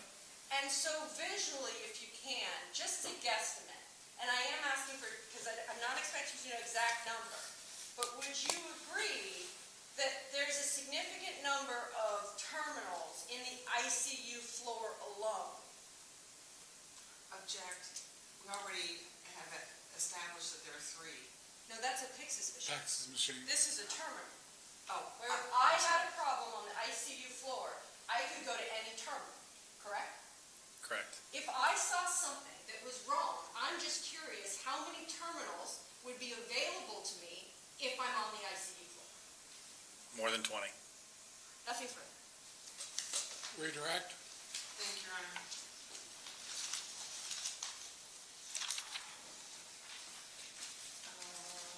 Couple of preliminary things. Yeah, thanks. And then these, Diane. I don't think, I just will stipulate to authenticity when he moves them. I don't think you need to ask him about it. Okay, all right. Just remind me, Okay. don't have a problem with it. Good afternoon. How are Hello. you today? Just a couple things. First of all, are pharmacists trained to diagnose patients? No. Are pharmacists trained to determine cause of death? No. Yesterday, there was some discussion about... Your Honor, sorry, I think we agreed to talk about this settlement, this one document. No, Okay, no, I she's still going have to something different. redirect. Hold on. My courtroom. Oh, my bad. Okay, hold on, no. You're right on what you said, but that she still gets a redirect. And then we can determine the rest of that issue. The flow is totally off. I know, well, we've interrupted it, what, a chunk of time? I'm not gonna do math in front of y'all, okay? But, I've been lost this afternoon, so... okay, Okay, so,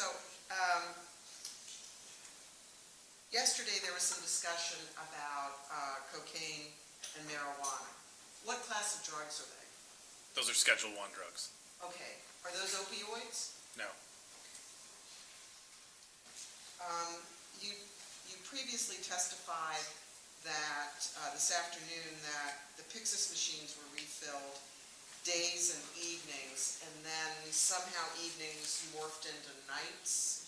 Can you tell us is it days and nights or days and evenings? It's days and evenings. Days and evenings. And describe for us what the evening hours are, please. That'd be 1500 to 2300. Okay. So 3 p.m. to 11 p.m. Okay, 3 to 11.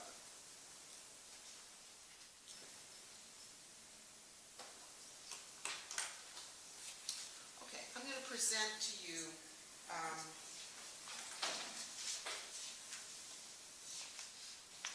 where is this? Do you want to look at it again, Diane? You've looked at it? No. Oh, As long as Yeah. it's easy. I'm going to present to you what's been marked as State's Exhibit 25 for your review.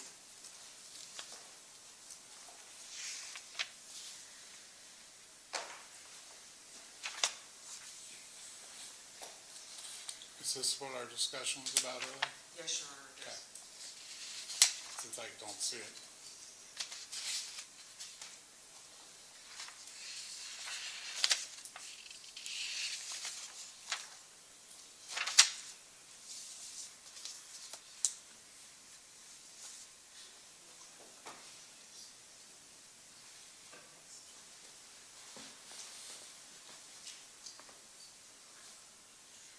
Dr. Miles, what is this document?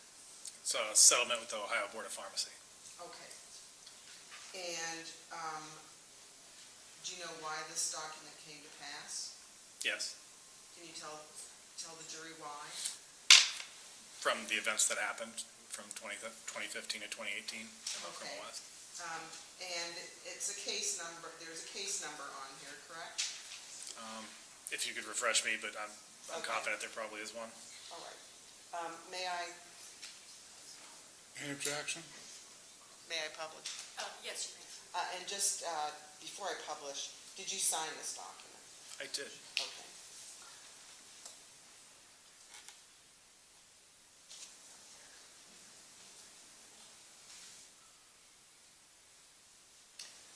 Okay, this purports to be a settlement agreement between the pharmacy board and the hospital, correct? Correct. Okay. And I'm going to flip to the back page.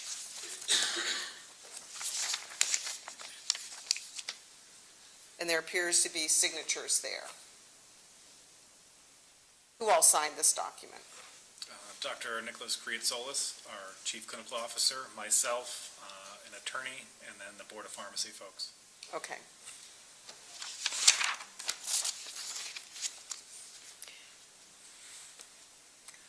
Did this document require certain things to be done by the hospital?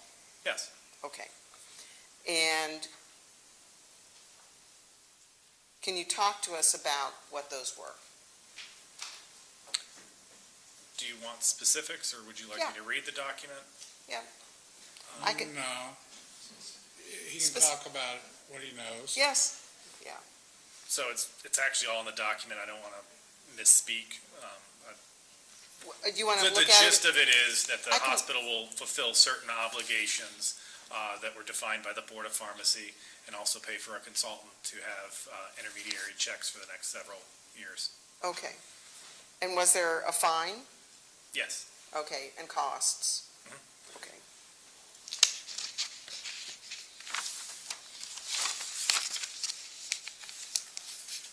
So there are terms listed. And those are contained on 5 pages or 6 pages.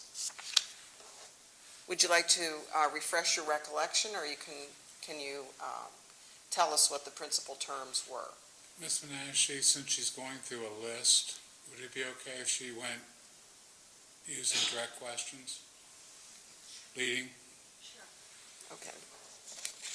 Thank you.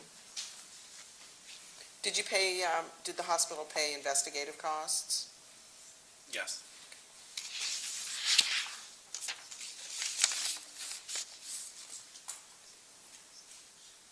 And there's some licensure requirements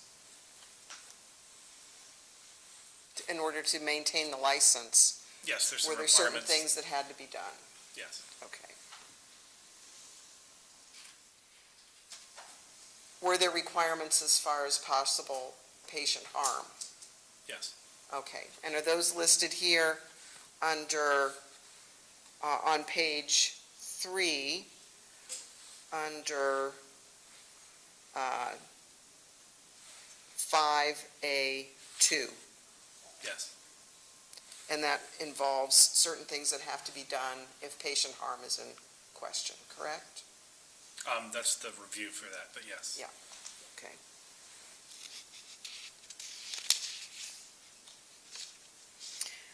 There also has to be meetings, correct?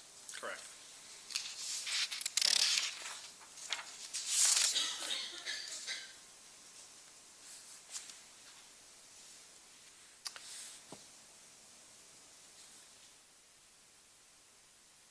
And safety huddles. Yes. And then there's also finally, under number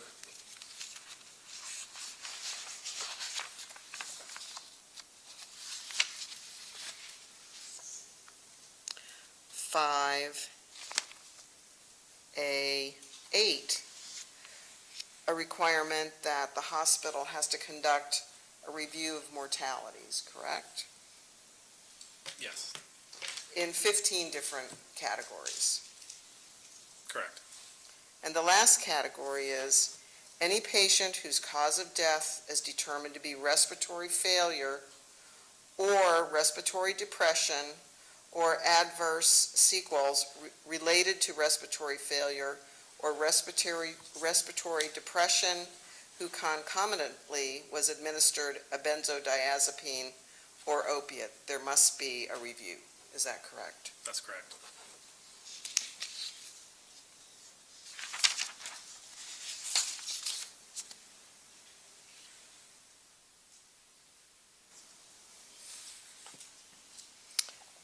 There are also provisions in here that relate to what would happen if there were a failure to abide by the terms. Is that correct? That's correct. Okay.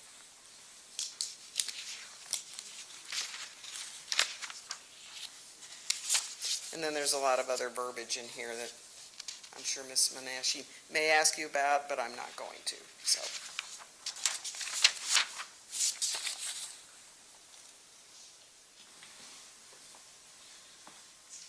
With that, Your Honor, nothing further. Ms. Menashe, on the exhibit? Yes, I just need,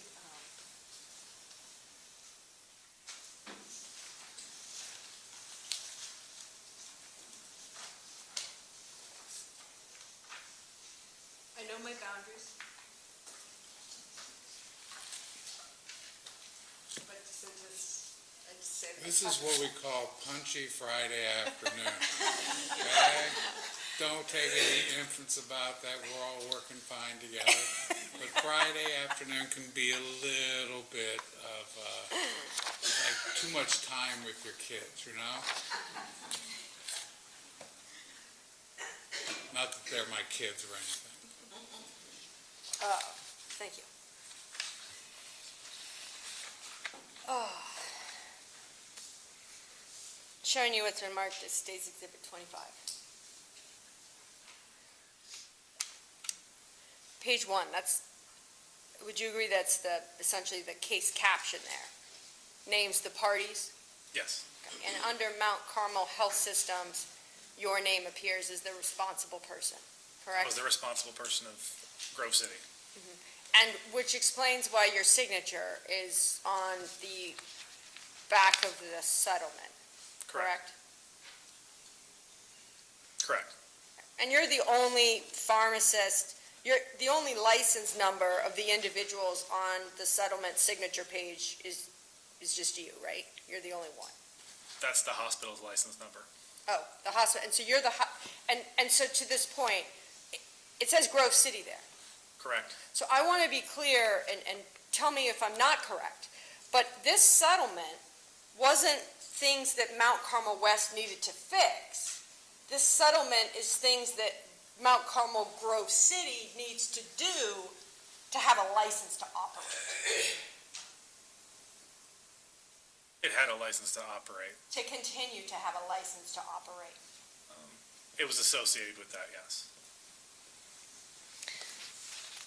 And this amount, just the $400,000 here, that obviously, despite you being named, you didn't pay that, correct? Personally? Yes, No. personally. Personally, Nor any costs, you didn't pay that. personally, no. And then I just want to go here to this, page 3 of the document. Talking about reported events and what must happen with confirmation from senior leadership, that senior leadership must do a review of all reported level 5 and higher events. Do you see that? I do. And which just draws me back to State's Exhibit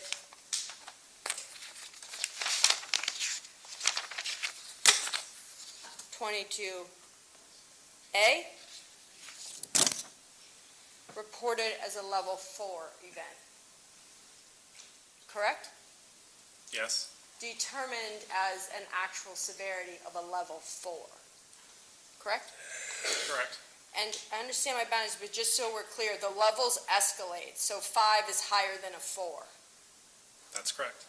And then if I could, State's Exhibit 22B, with respect to Rebecca Walls, you entered that as a 0, and actual security level was determined to be a 4, correct? Yes, And then lastly, with respect to Melissa Penix, that voice report was entered as a Declare the exhibit number, please. State's Exhibit 22C. That voice report was entered as an exhibit, or I'm sorry, as a 4 level of severity, yes, and actual level of severity was determined to be 4. yes. Nothing further. You may step down. I was approached by one of your associates, Mr. Zion, saying depending upon the hour, do you have another witness? We do have another witness, Your Honor. And under normal circumstances, I'd say let's put her on and we can rock and roll. We can Well, probably get her done, but this is my worry, okay? Monday, we've got the one doctor coming in that can be here for a day, that's right, so we have to take him, that's right. okay? He may carry over into the next day, and then I thought you had another commitment on a doctor after that. We have commitments on we're doing flow charts at this point, Judge. We have so many commitments on doctors. The witness that's going to be called, is it a fact witness or an opinion witness? It's a fact witness, Your Honor. It's Katie Barja is the next witness in our order, the author of those, of some of those reports that we just saw. Well, she's going to be longer than an hour and 20 minutes. We can, yes, but then on Monday morning, we were asking that because, Okay. we don't get done with it, we're asking we go to the other doctor. I'm going to turn to you guys. I'm not going to listen to them anymore, okay? We can put on a witness and go till 5, okay? With the idea we're hoping to get this done in time, like you were told, okay? Or I can send you home for the weekend. You guys want a quick break to talk about it? Yes. Okay, let's take 10 minutes. David?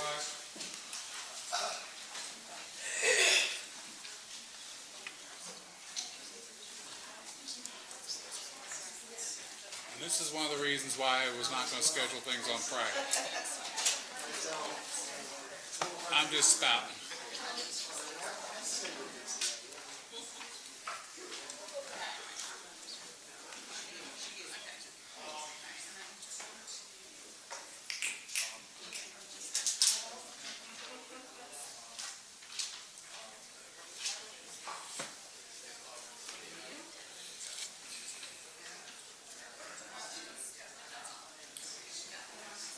Okay, I'm not letting, guys, let me have your attention. Yeah. Oh, I'm sorry.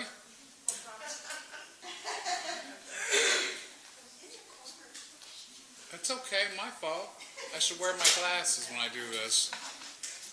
Oh. Here's my thought, okay? I imagine everyone will go home early, but I'm worried about the amount of gap that we're going to be forced to go between her starting her testimony until we can finish her up. And I have too many variables.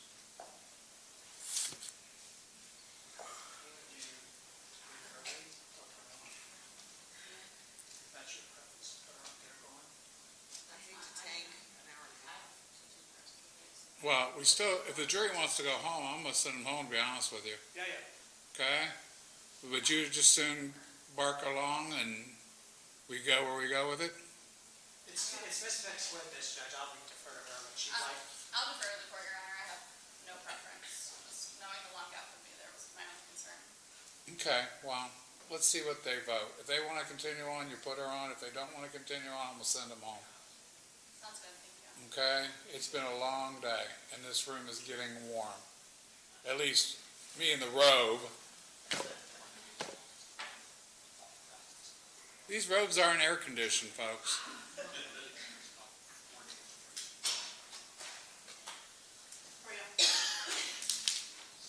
Do you remember the days of the old courthouse? They were off. Not the one across the street, the one that was on across the street they destroyed back in the 70s. Oh, that was before me. That was before you. The building had no air conditioning, so literally during the summers it would shut down. Now, I never practiced there, but I'd been there as a kid on like tours and stuff. My husband worked in there. Yeah? You know, he was Craig Wright's bailiff. And he was in there. And you still married him? Wow. For a little bit. Yeah, okay. So you reformed him. Which one of you guys is doing? Yeah, Judge Wright was an interesting character. I was just a pup when he was on ours, before he went to the Supreme Court. Three voice report. Yeah. And then the same change. They want to stay? Okay. Escalate. You guys ready? That's all I have. We need our court reporter back. I'm right here.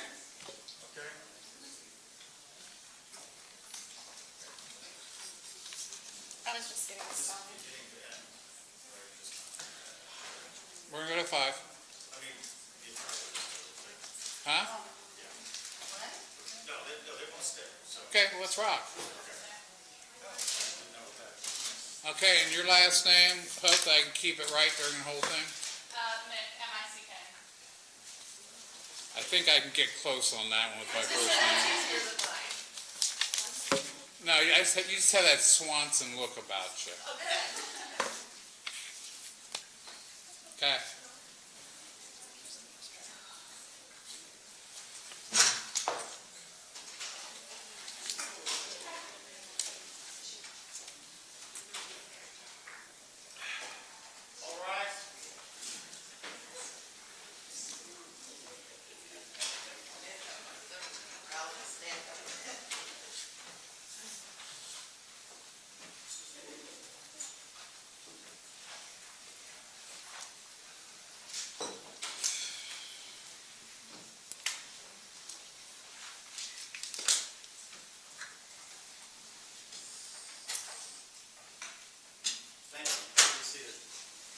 Miss Mick, call your next witness. The state would call Katie Barja.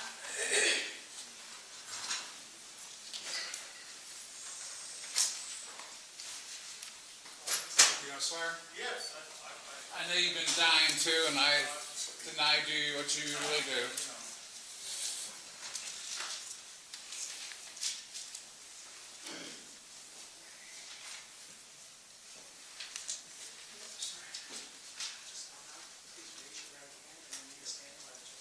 Gentlemen, there's going to swear you in.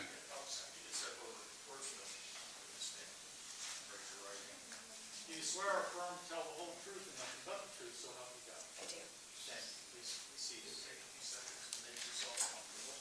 Dave, you can lower your mask there so they can hear you, because when you go to your lower octave, it's a little tough. Okay. You'll need to scoot in a little bit towards the microphone. If you would be so kind as to state your name for the record and spell your name, please. Yes, it's Catherine Barja, Kathryn, B as in boy, Arga. Miss Mick? Thank you. Good afternoon, Ms. Barja. Can you please tell the jury your education following high school? Sure, I went to nursing school and graduated with my RN as a registered nurse, And what year was that? 2002. And did you have any education following that? I did. I got my master's in nursing in 2010.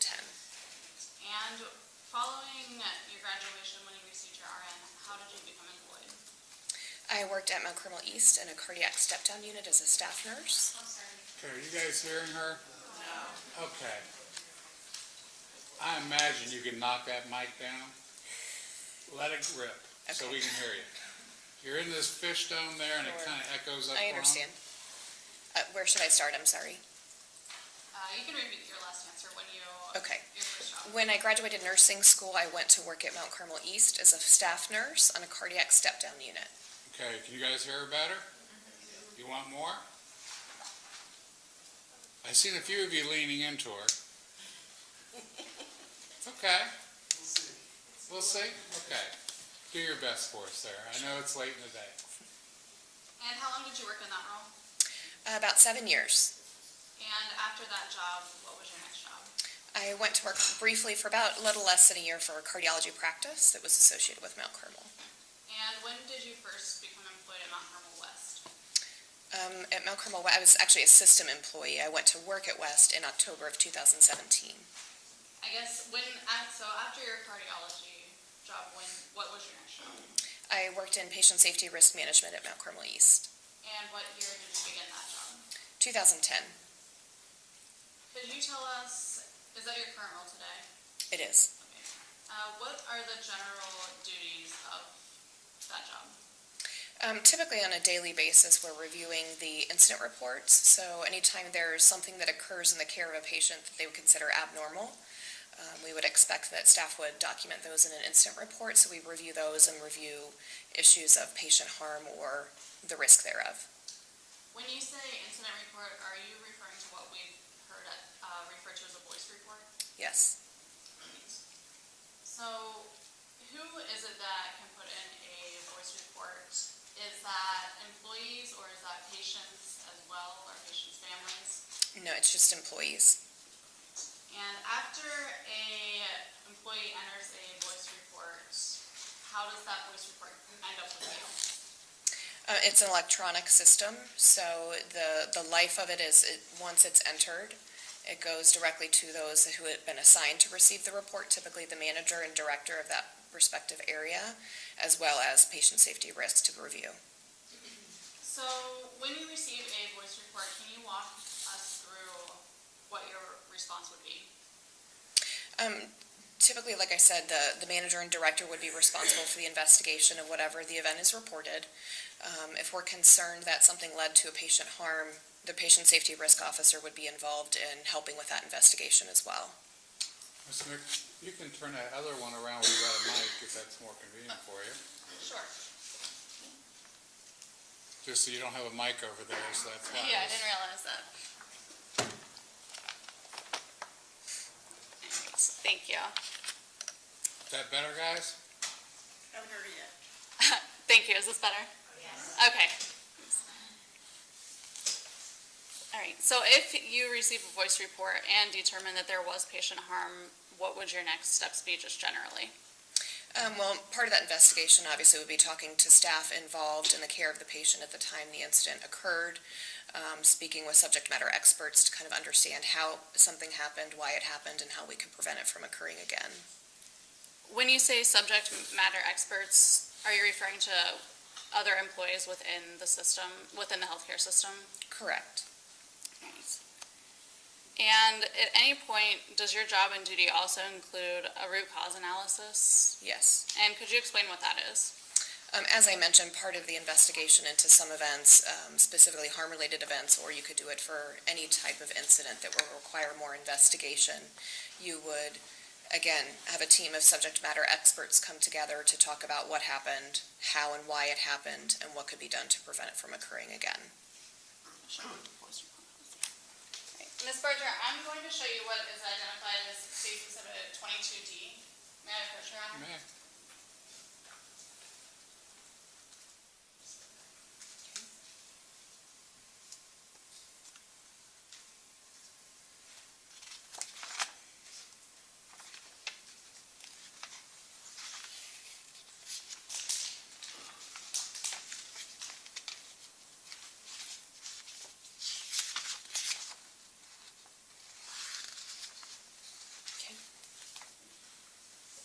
Ms. Berger, are you familiar with this document?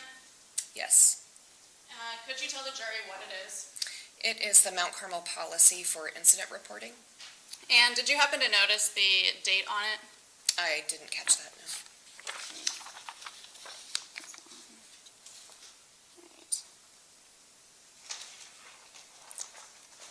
Do you see the date on I that? can see the date, May 15th of 2018. So is this the policy that was Hold in on. When you turn, you concentrate, your voice goes down. It's human nature. Sure. These guys have heard me say that before. Just remember that, okay? Okay. So you gotta belt it out still. Does that indicate that this was the policy in effect following May 15th, 2018? Yes, that's correct. All right.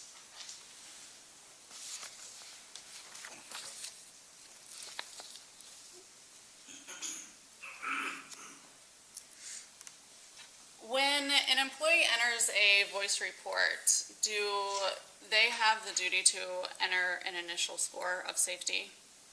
According to the policy at the time, there was a reported severity level that, according to the policy, says what's known at the time that they're reporting the event, yes. So when we look at a voice report and see reported severity level, that would be something the filer of the report entered. Correct. All right. And when we see the actual severity level on a voice report, who entered that score? The patient safety risk officer. Right.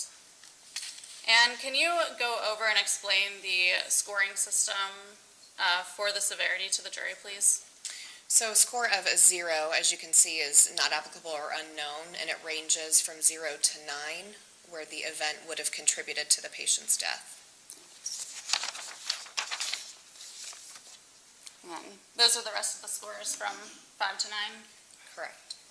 All right. Turning your attention to this matter, at some point did an issue with Dr. Husel come to your attention? Yes, it did. And can you tell the jury how that happened? I can't recall specifically, but I believe it was a phone call from Randy Miles, the manager of the pharmacy at the time, that there was concern about medications that were administered. And what happened after Randy called you? To my recollection, I believe he and I approached Dr. Swanner, who was the vice president of medical affairs at the time, to discuss what the concern was. At some point after Randy called you, actually, can I show the witness, identified as State's Exhibit 22A? They approached.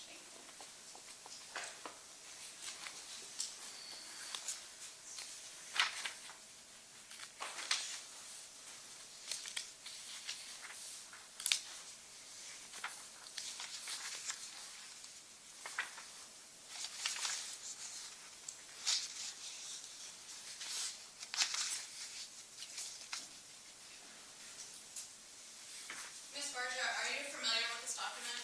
Yes. Could you please tell the jury what it is? It's an incident report that was entered based on the dosages of medications that were administered to a patient as part of a palliative ventilator withdrawal. And when we look right here at the entered by, does that indicate that you were the employee that physically entered this report into the computer system? Yes. Right. And was this in response to, was this after the phone call that you received from Randy Miles? Yes. And was this before or after you and Randy took this to Dr. Swanner? I don't remember exactly, but I believe it was after we had the conversation with him, with Dr. Swanner. So this report, is this the patient that you entered it for? Yes.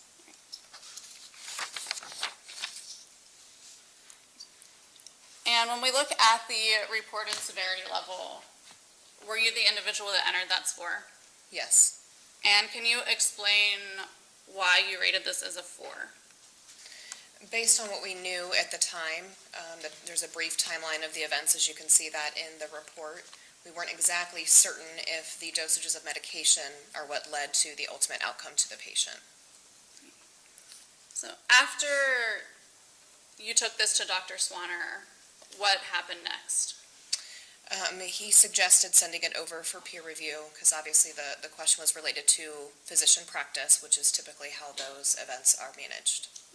And to your knowledge, did that peer review ever happen? I believe it happened, yes. Did it happen that month? I don't believe so. Okay. So after you filed this voice report and took it to Dr. Swanner, did anything else occur in your investigation of this specific incident? Of this specific incident, not that I recall. And can you explain, you initially entered a 4 for the reported severity. Why did you enter a 4 for the actual severity level? Again, it's a required field. Once you're reviewing the incident report that you have to document, it can be fluid, it can be changed based on the results of the investigation. But just the same as the reported severity, I didn't know anything different at the time. I guess when we looked at State's Exhibit 22D, score 0 indicates NA or unknown. Correct. Is there a reason that you did not use the 0 for unknown at that point? Well, if you look at the scoring and how it ranges, 3 is that the event reached the patient and caused no harm. We know that the medications were administered to the patient. We just didn't know if it had led to any harm. So my understanding is correct that because it got to the patient, you couldn't use the 0, but you couldn't determine the cause and effect, so that's why you chose a 4. Objection. It is fleeting. Try Let's draw again. that. Is there a reason that you didn't, I guess, go for a higher score, like a 9 specifically? Again, 9 would be that the event contributed to the patient's death, and we weren't certain at that time, based on the investigation up to that point, that that was the case. Thank you. At some point following this, I would like to direct your attention to November. Did any other incidents come to your attention regarding Dr. Husel? Yes, there was another event in November. Thanks. May I approach, Your Honor? You may. I'm going to show you what is marked as the State's Exhibit 22B.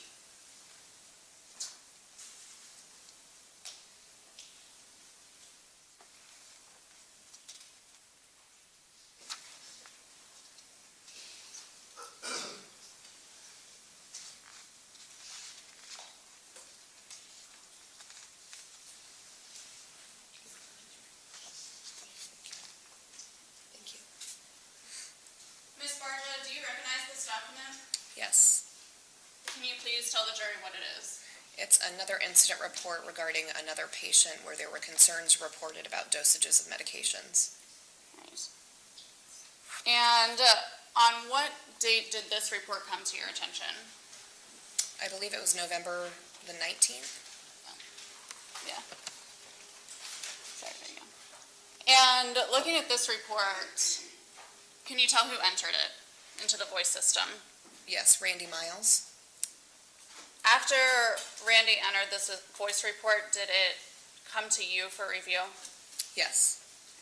Can you tell us about what you did in response to this voice report specifically? He had notified me of this again. I can't remember if it was via email or a phone call prior to it being entered into the voice incident reporting system.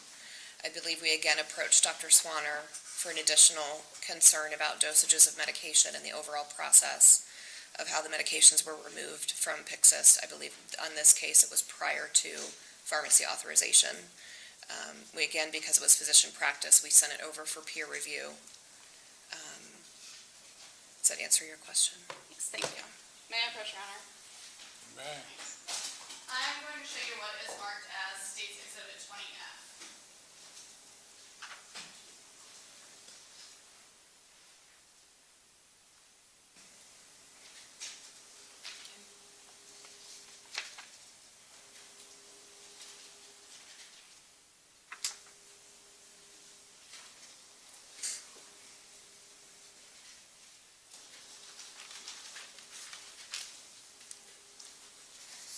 Ms. Barja, you indicated that you believed you had received an email from Randy Miles. Is that this email that you were talking about?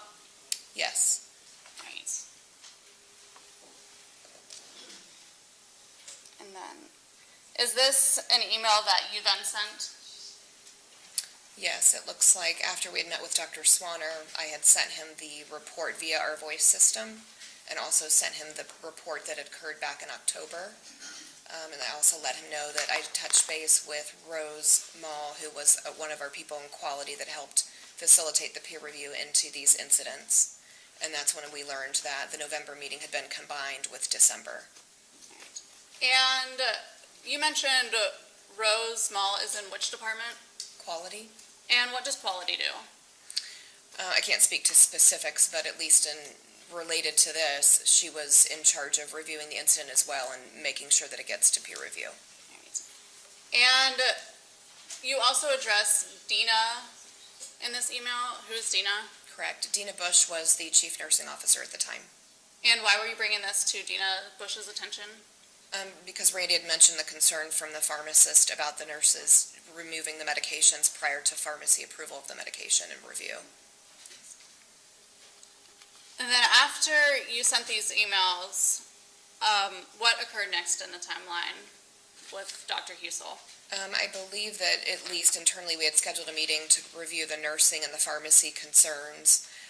As far as Dr. Husel was concerned, I don't know what happened after this specific email.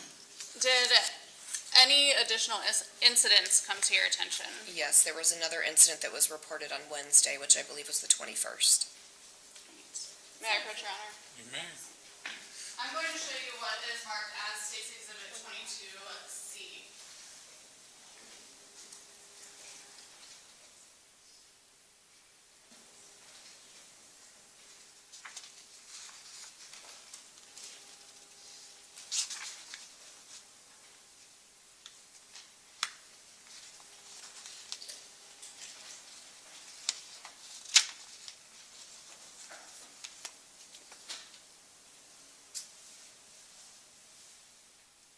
Can you please explain what this document is that I just showed you? It's another incident report regarding a patient who the staff was concerned about dosages of medications administered. And is this the voice report that was entered following that third incident you just mentioned? Yes. All right. And it looks like, who entered this voice report? I did. All right.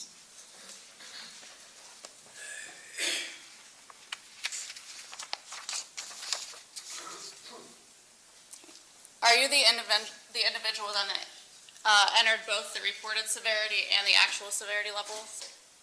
That's correct. Can you please explain why you entered a 4 for those scores? Again, based on what we knew at the time, we knew that the dosages of medications did reach the patient. We just could not determine the actual harm. And now after receiving these 2 reports, what was the next step that you took in your role as a risk safety officer?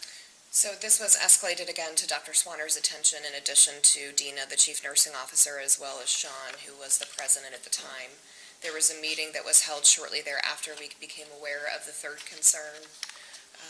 And then we determined that we wanted to take a deeper look and to see if there were additional cases that we were not aware of. May I approach? May. I'm going to show you what is marked as State's Exhibit 20E.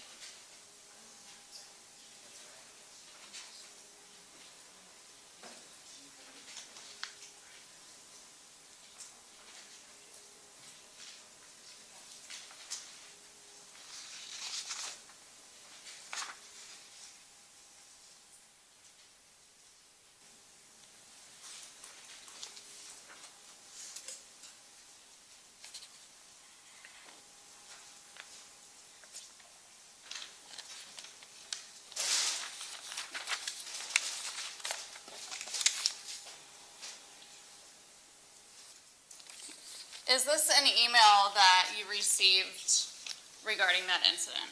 That you just Yes, it mentioned?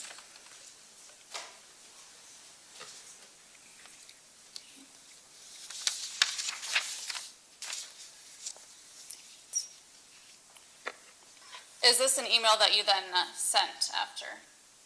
That's correct. Can you please, it looks like you sent that to Cheryl and Holly. Yes. Who is Cheryl? Cheryl Wolf at the time was the director of patient safety risk management. And who is Holly? Holly is the regional vice president of clinical quality. So is Cheryl, I guess at this point, your superior? Correct. And why did you send this email to Cheryl and Holly? So they were aware of the incidents that were reported and for her to escalate up her chain of command as well, since we were meeting to discuss things further as far as next steps.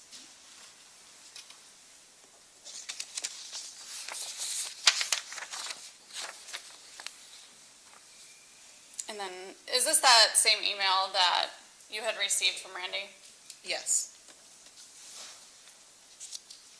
And then, is that an email that you sent? Yes. And can you please identify the 3 individuals that you sent this email to? Yes, Dr. Larry Swanner was the Vice President of Medical Affairs at the time. Sean McKibben was the President of Mount Carmel West, and Dina Bush was the Chief Nursing Officer. And why did you send this to those 3 individuals? That's who we were meeting with to discuss next steps regarding the events that we had reviewed. Looking at the importance, is that something that you marked in sending that email? Yes. And when you asked them if this could be managed sooner rather than later, did that end up happening? Yes, as I mentioned, we met later that morning to discuss next steps. To the best of your knowledge, who all met that morning? The 3 individuals listed on this email, I believe there were some pharmacy representatives. I can't remember specifically who was in attendance. I know the ICU manager and I believe director were also in attendance. The director of quality, I believe Cheryl Wolf, the director of patient safety risk, and I can't recall if Holly was there or not. And what happened as a result of this meeting? We discussed again what next steps were to see if there were further concerns that quality could pull based on certain data points to see if there were more patients involved that we didn't know about. So, we mentioned root cause analysis earlier. Is that something that was initiated in this matter as well? I don't believe it this time. Again, we wanted to understand the scope of the concern. So following that meeting that morning then, what happened next in the timeline? I believe we met again as a team the following week and had some of those follow-up items that we brought back to the meeting. There were several more patients that were identified as receiving similar doses of medication. That's what I recall specifically about that meeting. And during that week, what were you doing in your role as part of this investigation? There was a comment that there was an incident report that was also reported in addition to the 3 that we had already reviewed. So I went back and looked at 6 months' worth of incident reports from the ICU to see if there were any similar incidents reported, and we didn't see anything additional. So following the last meeting that you just mentioned, what happened next? I was asked to begin interviewing the nurses that were involved on the spreadsheet that quality had devised. So I started speaking with those nurses that were involved in the administration of those medications. And what was your purpose in speaking to the nurses? As I mentioned earlier, anytime we have any type of patient event where there could potentially be harm, we would speak with those caregivers that were involved in the care of the patient at the time. Did you speak with all of the nurses involved? I don't recall if it was all of them. I believe I might have. After you spoke with the nurses, what did you then do? I believe there was a root cause analysis at some point after this. I believe that was the next step, at least with my involvement. So when you were doing a root cause analysis in this matter, what was the purpose of that? To identify what had happened, how and why it happened, and how we could prevent that from occurring to another patient. And were you the only individual doing this root cause analysis? No. Who else was involved? I don't have the list of people committed to memory, but the 3 people mentioned here as far as Dr. Swanner, Sean McKibben, Dina Bush. I think there was somebody from Trinity, Dr. Lundstrom was there as well. Other subject matter experts that could speak to the nursing process, the pharmacy process. There was a physician who was a palliative care physician that was also on the team from what I recall. What you mentioned there, that someone from Trinity was involved, are you aware of when this was brought to Trinity's attention? I know it was at some point. I don't know when. But it wasn't you that notified Trinity? No. Okay. And did you mention that pharmacists were also interviewed? Not by myself. Okay, but someone did interview pharmacists as Yes. part of this.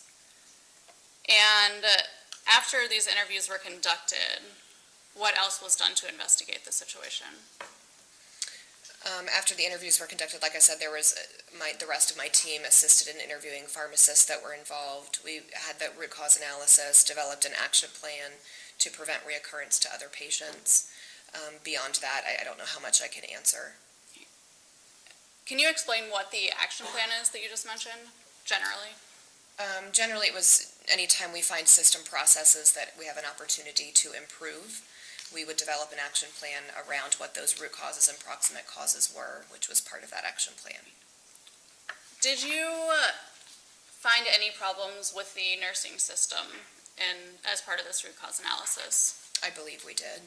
And did you then develop an action plan for those problems? The team developed an action plan, yes. Were there any problems identified with the pharmacy system in this Yes. investigation? And then did you create an action plan for that as well? The RCA team did, yes. The RCA team, root cause analysis team. Yeah, anagrams are a problem for us some days, okay? And then after the root cause analysis was completed, actually, when you were conducting the root cause analysis in this investigation, was Columbus Police Department involved in that? Involved in what, I'm sorry? Your root cause analysis in No, the investigation? No. Was the prosecutor's office involved in that? in the root cause analysis? Are you aware of when the police and prosecutor's office were contacted in this matter? I don't know the specific date. Did, at any point, did the police meet with you to investigate these system failures that you were describing with the action plans? Or was that something that the hospital did internally? I'm not sure I understand the question. I did not personally meet with Columbus Police. Sorry, that was a poorly worded. I guess I'm asking, so this investigation that you did was only hospital personnel involved? Correct. And when the hospital was investigating this, did you focus on whether crimes had occurred? Was that something that you were determining in your investigation? No. Right. After this root cause analysis was completed, were there any further meetings that you were involved in? Yes. Can you tell us about that? I don't recall specifics. I know there was a lot of education that was rolled out in the system as far as trying to address those opportunities with pharmacists, with nurses. I can't recall specific meetings. May I have a minute, Your Honor? You may.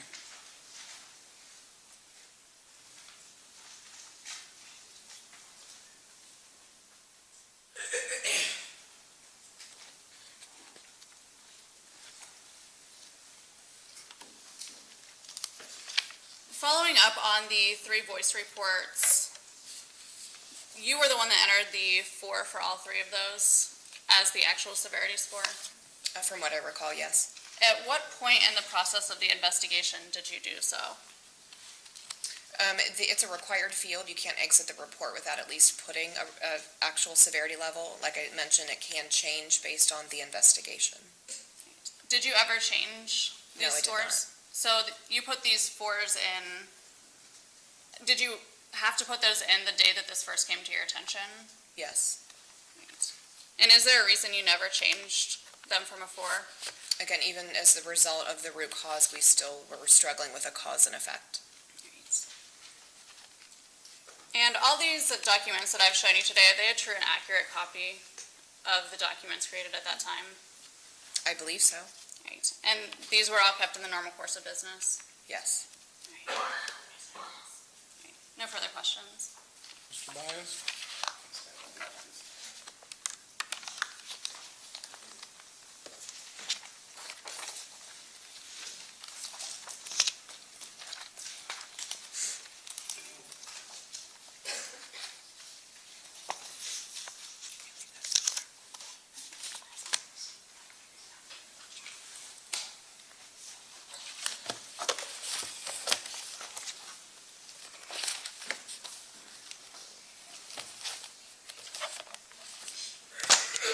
Too many podiums?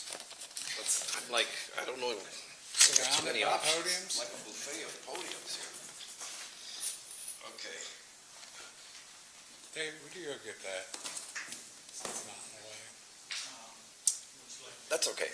Just pull it just that way, just a little bit. It's out of everybody's view. this? That and the podium.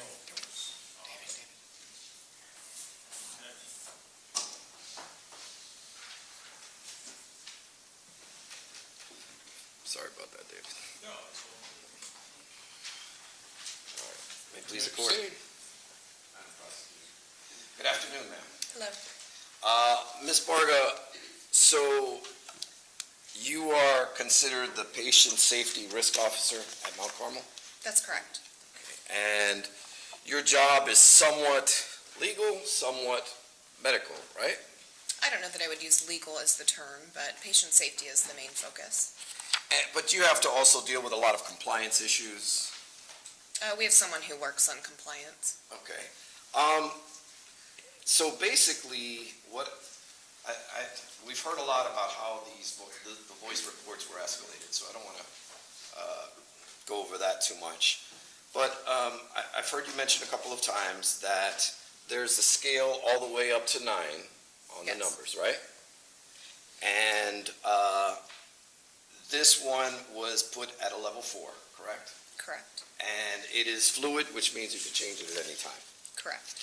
And it was basically your job to investigate what happened here, right? Correct. Okay, and one of the first things that, as soon as the voice reports were entered, and I want to make sure I start with the first one.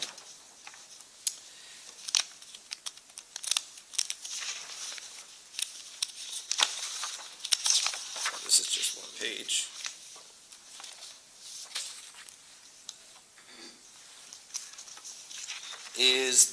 Once a voice report is entered, there's a series of people who it goes to, correct? Correct. And one of those people, and I want to address starting off with Mr. Timmons. That was the first voice report, correct? Yes. And I am showing you page 5. I'm addressing specifically States Exhibit 22A. And as you can see, that is entered by you, right? Yes. And it addresses James Timmons, correct? Yes. Now, you see it's page 1 of 6 on the top right here? Yes.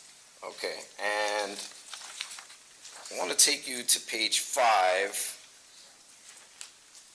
and I am referring to Arlene Romine's comments, which is, it shows her the page before, sorry, page 4 of 6, follow-up actions, and you see right here, Arlene Romine. Yes.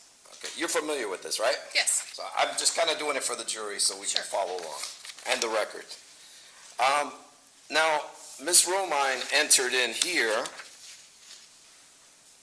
that she needed more information, that these medications would be appropriate for a palliative patient, correct? It appears that's what she entered, yes. Okay, and part of your job was to go around and speak to everyone, right? Not for every single case, but the ones that we get involved in the investigation, yes. Okay, so in the process of that, you spoke with all of the nurses? That was after the third event, yes. Okay, but I'm going to try and I'm not specifically just talking about the first report, I'm talking about all of them now. Okay. So as you're investigating this, you start to speak to the nurses, right? Yes. And they're there day in and day out with these patients, right? Yes. And fair to say, Mount Carmel deals with a lot of special types of patients, like many drug overdoses, correct? I would assume if that brings them into the hospital, yes. Okay, and when you have a hospital in the urban setting, it creates different problems, or there are unique challenges than perhaps hospitals in more affluent areas, right? Possibly. Okay. You're aware that perhaps, we don't, certain patient populations don't have the same diet, they have there's more drug problems, that sort of thing, correct? Okay. Okay, now, in light of that, the nurses at the bedside are perhaps the ones who have the most interactions with the patients, right? They might, yes. Well, I don't want to talk about mine. I want to talk about what you learned in the ICU. In your investigation, you learned, obviously, if there's one doctor for 30 beds, the nurse has the most contact with the patient, right? Yes. Okay. And they are in the best position to make the determinations, or to, let me strike that. They're the ones who are perhaps observing more, right? Of the patient? Yes. Yes. Okay. And in light of that, that was important for you to go speak to them, right? Yes. And one of the things you learned were that many patients in palliative care unit, even though they, when receiving high doses of opioids, they still struggled, right? In a palliative care unit, possibly. And in palliative withdrawal specifically, in the ICU, during a palliative withdrawal, you learned in your investigation that even though they received high doses, they were still struggling. Objection. What is the foundation? Okay, well, I think I laid the foundation. now, you got a little hearsay problem because you're asking for a hearsay answer.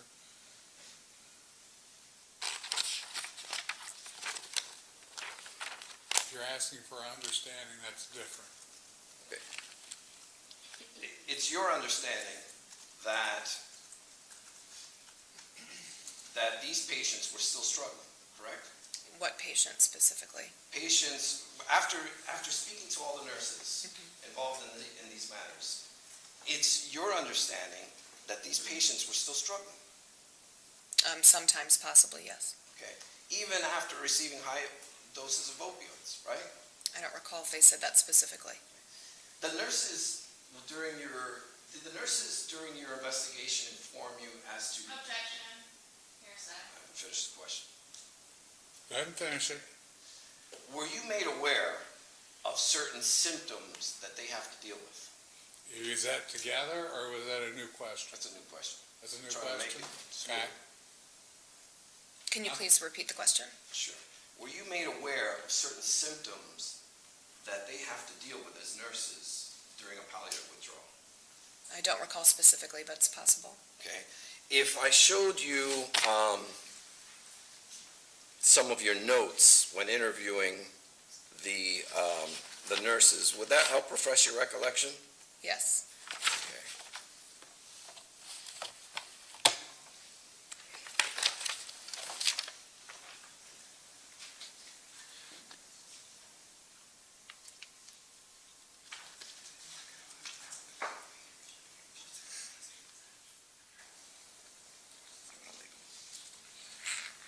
I'm going to have it marked for.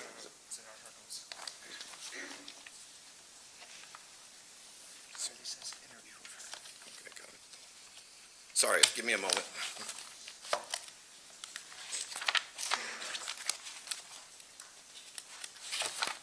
List of all the people she interviewed and her notes for each group.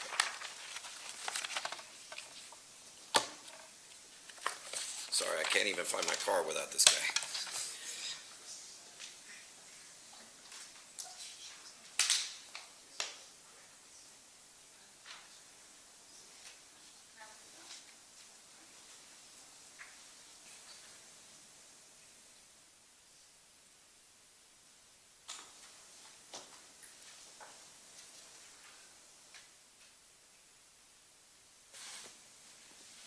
May I approach the witness? You may.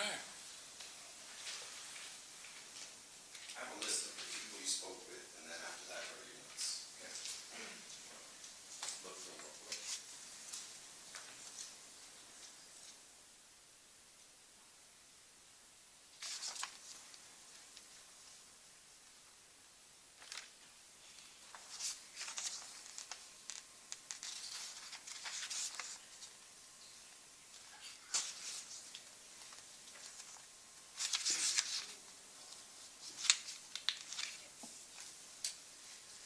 That help you out a bit? Yes, Okay. Does that refresh your memory? it does. Okay.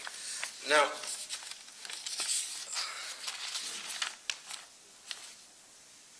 these nurses had to deal with, well, what are the problems? Let me strike it. I want to make sure I don't elicit something that somebody told you. But it was brought to your attention as a problem in the ICU during palliative withdrawals, is that patients can suffer a lot of pain, right? What was brought to my attention was the concerns about the dosages of medications. Okay, my question to you is, there were a lot of things brought to your attention about the pain that these individuals suffer during palliative withdrawal, correct? During the interviews with the nurses? Yes. Okay. And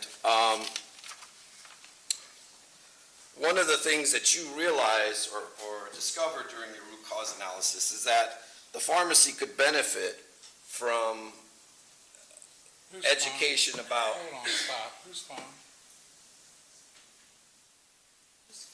I hear bonk, bonk, bonk. Huh? Maybe I need a vacation. You heard it too?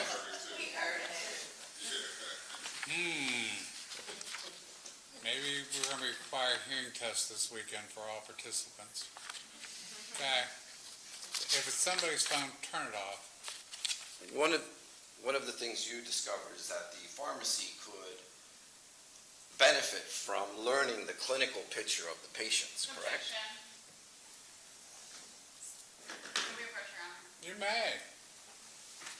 It's been a while. Okay, come on. Yes, sir.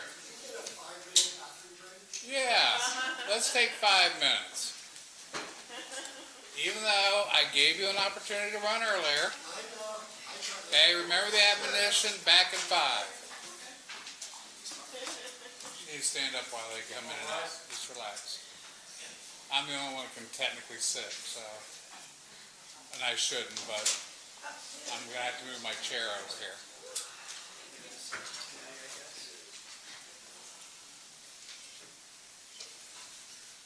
Did you hear the phone? I could hear it too. So y'all made me look like I was crazy, okay? Wow. I'm gonna have the deputies search everybody. Well, mine was right in front of me, it wasn't mine. I wasn't worried about you. It sounded like it was coming from over this way. Back behind the gate. You want to taser everybody? Okay, let's go on the record.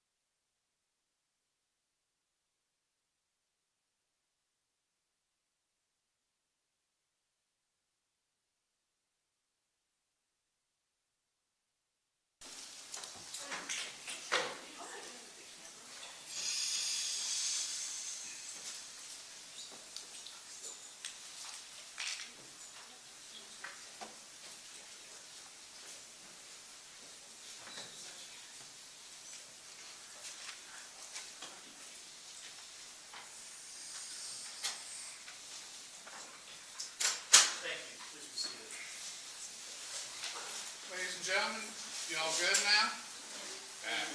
We're gonna continue on. Mr. Baez? Thank you, sir.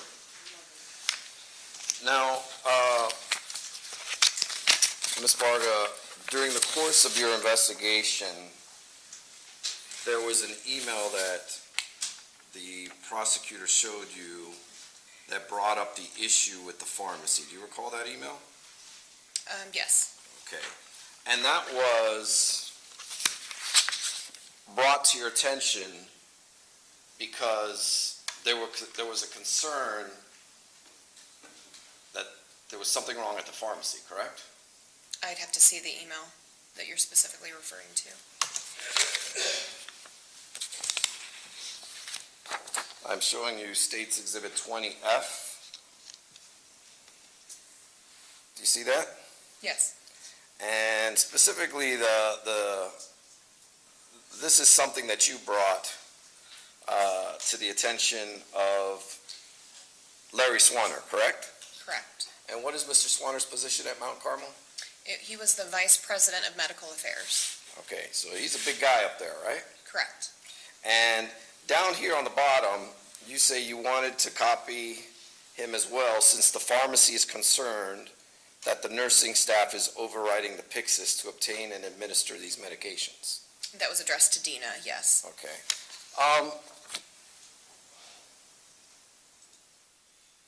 You also became aware that there was an issue that the pharmacy was concerned about diversion, correct? I think that came up in the course of the investigation, yes. Okay. Now, it's a serious thing that opioids are being given to patients without pharmacy review, correct? Yes. Asking for her opinion. Well, you would consider it. Okay. I can rephrase and move it along. You would consider it a serious issue as the patient safety officer if opioids were given to patients without pharmacy review, right? It depends on each clinical situation as far as why the patient's receiving the medication. I'm specifically referring to opioids being given to patients without ever having a pharmacist look at it. I'm not talking about emergency situations and they look at it later. I'm talking about pharmacy never looking at specific doses that are given to patients. That's a big concern as a safety officer, correct? That would be concerning, yes. In fact, it's against the law, right? Possibly, yes. Okay, and there could be an issue with the Center of Medicaid and Medicare Services, correct? Could be, yes. Okay, and in fact, as a result of all of this, that's exactly what occurred, correct? I believe so. Okay, they were placed in immediate jeopardy of losing all Medicaid and Medicare funding because opioids were being distributed to patients without pharmacy review, correct? I don't remember the specifics, but Okay, but that sounds about right to you, possibly, yes. okay? And in light of that, ma'am, well, actually, let me backtrack and ask you this. Does a level 4 ever go up to Trinity automatically? I'm not sure I understand the question. Going back to the voice reports, does a level 4 ever get reviewed by anyone over at Trinity? I can't speak for whether or not they would have access to review it. What level of 0 to 9 requires immediate or mandatory review by Trinity? I don't know that I can answer that. Okay, so you have no idea? I don't know. Okay. We would certainly escalate harm Okay, hold on, events. relax. I know you want to help here, but he's got to ask you a question. It's okay. You know, if you don't know, it's okay. We'd rather just have an I don't know than a guess, so it's okay. Now, in light of that, ma'am, I'm going to wrap up real soon. You ended up completing your root cause analysis in this case, right? And You test, Well, he asked to write and she didn't answer. Is that correct? Can you repeat the question, please? you completed your root cause analysis, right? The paperwork, yes. Okay. Now, in your root cause analysis, basically, you were the person investigating these voice reports for the hospital, right? It was a team of people, not just me. But you led it, right? Correct. Okay. And when the police came to Mount Carmel to find out what was going on, you were one of the people who actually spoke to the nurses before the police, right? I believe it might have been before, yes. Okay. They never came to you and asked you what you found out, right? They being the police? Correct, they did not. They never came and asked you if you had recorded these interviews, did they? No. And they never asked you what you may have told them, correct? No. They also never asked you if you had notes of your interviews, correct? Correct. And no one ever came asking for your notes, The police did not. okay? And there were plenty of notes that you had, right? Yes.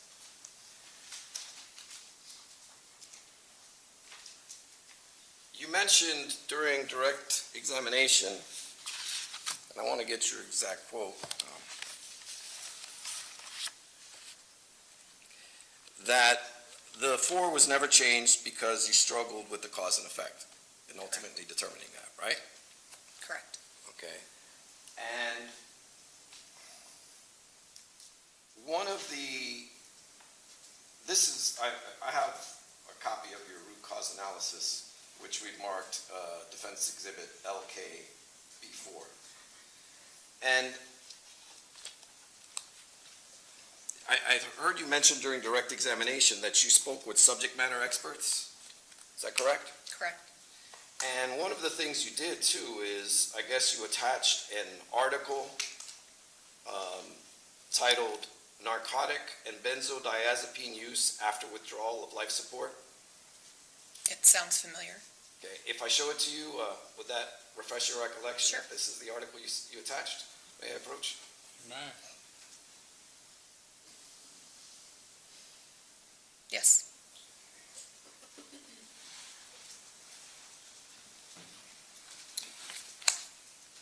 And for the record, again, this is Whoa, LK. slow down. Any objection? Yeah, I do have an objection. Okay. My sidebar, please. You We may. spoke Come during on the up. break, and she said she didn't have a problem with it. No, I have an objection to specifically. Come on, no walk, come on up. Okay. Busy, come on. Help me out.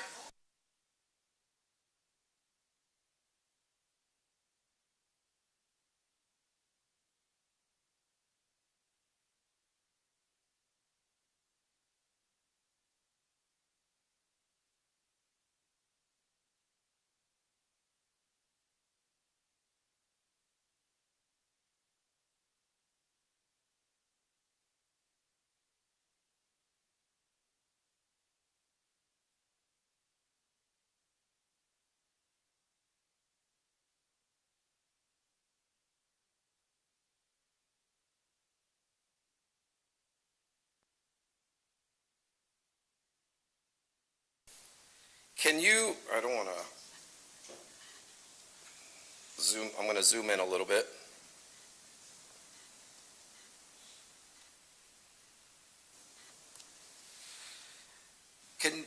Do you see the conclusion at the very bottom of this page of the Yes. article? Yes. Okay, and of course you found it important to attach this article to your root cause analysis, otherwise you wouldn't have attached it, right? Correct. Okay.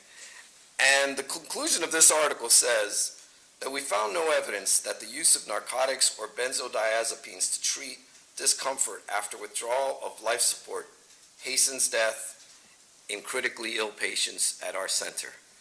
Clinicians should strive to control patient symptoms in a setting that and should document the rationale for escalating those drug doses. You see that? Yes.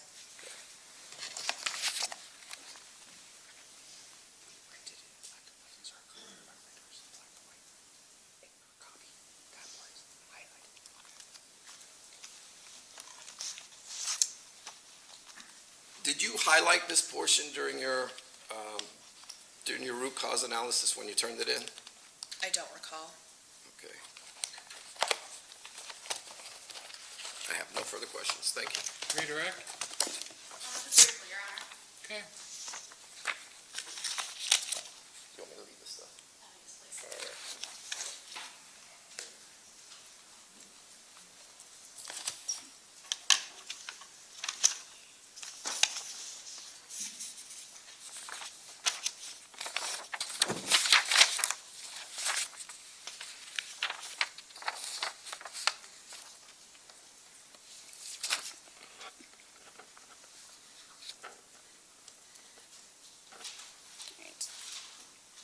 Ms. Berja, you indicated you're an RN, correct? Correct. And on cross it was pointed out, these medications would be appropriate for a palliative patient, correct? Yes. And then this detail, many pharmacists are concerned with the high dose. In your experience as a nurse, is there, Objection. Okay. We got the problem from earlier. in your current role, do the words medication and dose have different meanings to you? Yes. And can you explain that, please? Medication is obviously something that would be given to a patient to treat some type of condition. The dose of that medication can vary depending on what the patient is being medicated for. So, And- hold on. Sorry. So when you say that, do you mean like the strength of the medication then? Correct. Okay. So did Ms. Romine indicate that the dose was appropriate? Objection. It's for hearsay. It's right there. Well, the document's right there. Right, the document speaks for itself. She's asking for more information other than what's in the document. I'll withdraw the question. Okay. On cross, did you indicate that the police did not ask for your notes? They did not ask me for my notes, correct? Did anyone ask you for your notes? Yes. And who was that? I believe my boss, from what I recall. And do you have any understanding as to why? I think it was just, False for hearsay Well, and speculation. do you have an understanding of why? I do. Go ahead. Can you tell us that, your understanding, please? Sure. As far as all of the patients that were identified during the course of that investigation, it obviously required more people than just myself to have eyes on the information. And the article that you were shown on cross, how did you get this article? I believe one of the physician subject matter experts from the root cause analysis brought it to the team, from what I recall. And when you attached it, were you endorsing that article in any way? It was just part of the investigation. Right. No further questions? Okay, ma'am, you may step down. Anybody else? We still got half an hour. Or am I pressing my luck? Okay. I'm gonna force you guys to go home early, I'm sorry. Okay, we're gonna get started at 9 o'clock in the morning. Remember, time is gonna be tight on Monday. We'll probably only do an hour lunch because I have a doctor that can only be here for so long. Okay? I warned you. And is there more than one tea drinker? I was gonna bring an electric teapot so nobody burnt the place down. So I should bring two? Well, this is out of my personal collection, so let's treat them with a little loving. Okay? Now, let me caution you guys, it is particularly, you're through your first week. It's particularly important that you don't discuss your case. Okay? We don't want to have to go through things. Okay? So, bottom line here is, don't discuss the case, don't do your own investigation, because you're going to want to look up terms and stuff. Don't do it. Okay? Don't pay any attention to the media. Okay? And finally, have a great weekend. All rise. Be safe. Hopefully we don't get an ice storm tonight.